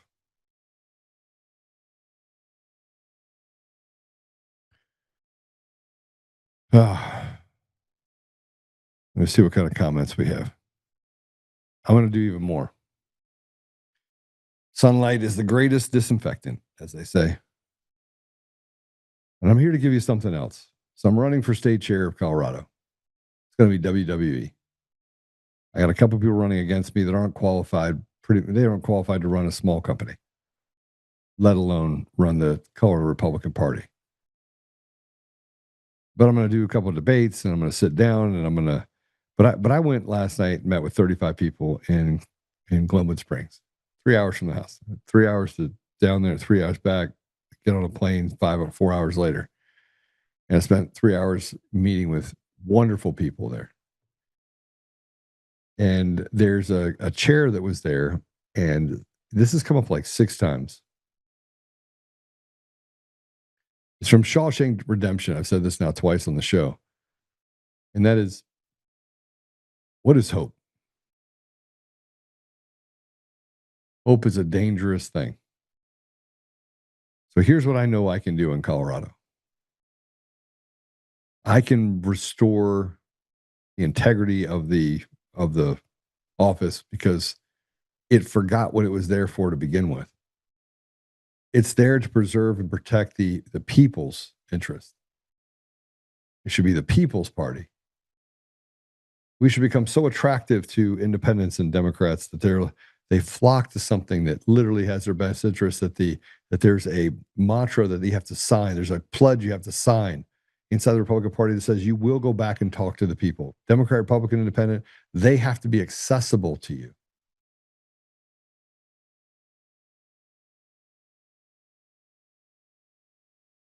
I can raise a lot of money because donors will come back to the party. We can win every race in Colorado. I believe that the Republicans can win every race in Colorado. I believe they can flip the legislature. And everybody's like, Joe, this seems impossible. Man, we're just going to get out there and we're going to talk. We're going to raise money. We're going to talk to the people in the community. And we're going to say, you've been betrayed by the very people you say are here to protect you. They have betrayed is your life better? They're like, no. I was like, well, you guys had control of it for 8 years and it run it into the toilet. What do you have to lose? And we're going to walk every door and have that conversation. And we're going to make a commitment. We will not betray you.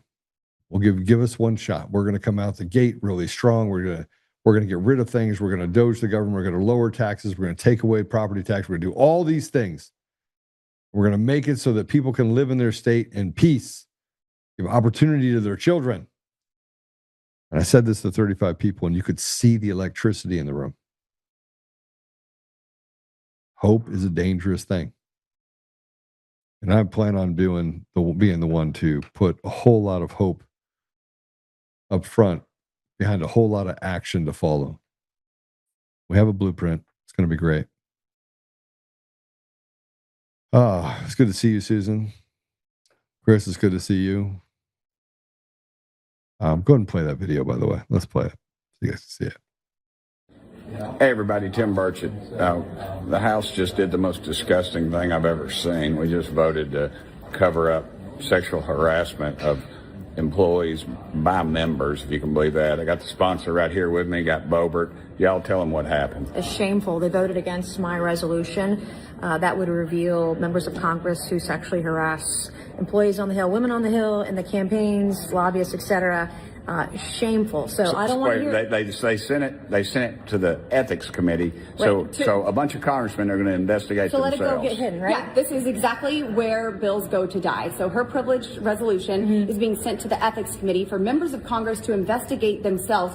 And remember, this is your tax dollars that were used in this hush money. Yeah. Yes, How many millions are in that thing? They said there's millions that have been paid out. Some years there's like 4 or 5 million that went to a slush fund that paid for members of Congress with your tax dollars to allow them to go sexually harass people on the Hill. And then the second thing is I want to say is I don't want to hear another word about Epstein or Epstein victims by a single person, Republican or Democrat, that voted against revealing sexual harassment. Well, let's get that list. How many people? 49 of us voted to make it public, right? To actually have transparency. 49 or 50, and this is the crap that we see up here all the time. We are actually standing for victims. And we just saw with Tony Gonzalez, his staffer, who killed herself, lit herself on fire. The worst way to die. And this was part of the same fund that is being covered up. Did he pay her? Maybe she never got a check. You'll never know. She doesn't have a life anymore. You'll never know. Anyway, we need transparency. Thank y'all for sending me here. I love you. We need transparency. Now we need to throw every one of them out. And just because you stand on the stage and tell us you're for them, for the people, when you can't get the SAVE Act passed, when you are Republicans and you're standing in the way of recess appointments for President Trump, not for 1 year, but for going into the second year, you're betrayers, you're traitors. And if we had free and fair elections as a Republican Party in the state of Colorado, we could just walk in and say, yeah, you're not running again, you're not running again, we're primarying all of you. Well, we'll do this. No. We could be a blueprint for everything that happens across the state and across the country. See, it needs to be run by, one of the reasons why people like President Trump is he walks in and he's like, yeah, I don't really care what you said because you're retarded. You don't actually know how to run anything. Here's the 3 things that we need to do. We're going to go do those. You do this, you do that, you do this. And the guy that screws it up, he's fired. Just like on the TV show, right? Get out. That's what it's supposed to be like. That's how you run an efficient train. Now, are there bodies that you lay out to pasture? Yes. Because it's the greater good of the country to do and execute against a strategy in order to create success for the people. And it doesn't ask you if you're a Democrat, Republican, or independent. It just says, look, this favors the people. You shouldn't have property tax. You shouldn't have a bloated 100% increase in budgets over the last 8 years. You shouldn't have it. And frankly, you could cut out 70% of it and no one would know, except for the douchebags that are inside of those little models handing it over to NGOs and other people. The people have been betrayed. So we can change it. We can change it. That's why the Anti-Defamation League doesn't like me. That's why they lie, because they're liars. They're flat out liars. All right, so let's pray it out. Apple Podcasts, Google Podcasts, Spotify, Pandora, iHeartRadio, TuneIn, and more. Go over there, give me a 5-star review, do all the things. Hit the little up button. And man, it's been great to be with you guys here today. And no, I'm not going to stop. Somebody just said, are you going to ever stop? And the answer is no, I'm not going to stop. I'm not going to stop. Yeah. What do we got on the comments? To Joe's point, I don't know what that is. You guys are talking about geoengineering? Okay, I don't want to talk about it. Okay. I got to go. All right, let's pray. Father God, thank you for pulling back the veil and allowing us to see things clearly. Thank you for the conviction that you put in my heart and the hearts of many. Well, I just ask you to give us the strength that we continue to fight and do what it is you want us to do. Help us, Father, to honor you in everything that we do. Help us to protect our Jewish brothers and sisters, our Christian brothers and sisters, and even our Muslim brothers and sisters that seek you and do good. Help us, Father, that we may come together and coalesce around the ideas of honesty, integrity, and what is real, not with a makeup, in order to take from us what is never theirs to take. We are tired, Father. We are fatigued, and we can see what they're doing so clearly, and they can see what they're doing so clearly. And yet they hide behind others like cowards. Help us, Father, to do right by the people of our state and country and to be our brother's keeper. Help us, Father, we may be compassionate for those that have been in this country for a long time, that have served in this country for a long time, and there may be some sort of way out for them, a way to become citizens, but also the other people that have just come in for over the last 4 years.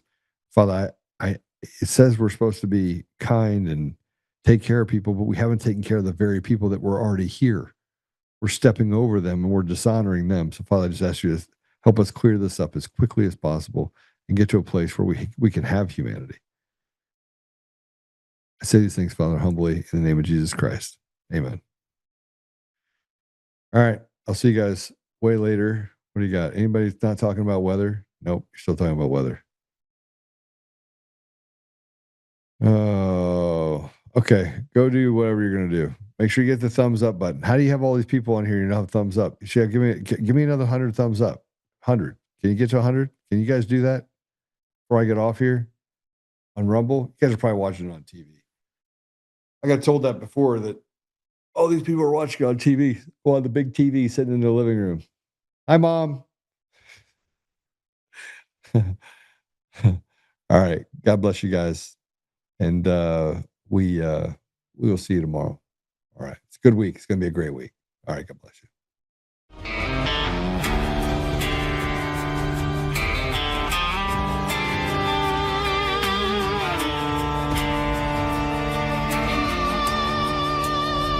Rise up, untamed, in the heart of the fight where the wild ones roam. Joe Oltmann's calling, bringing truth back home. From conservative daily to this untamed fire, we shatter the silence, lifting spirits higher. No chains can hold us, no lies can prevail. Authentic and fearless on this rugged trail.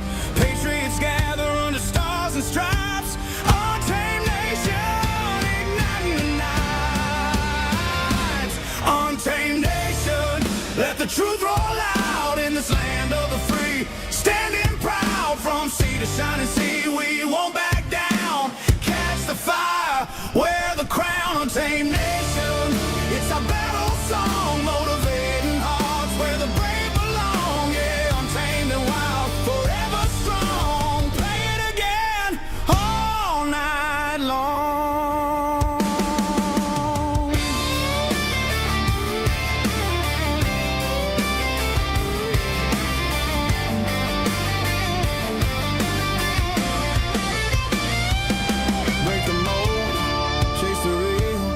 No more games, time to heal. Joe's voice leads the untamed crew. Truth matters through and through.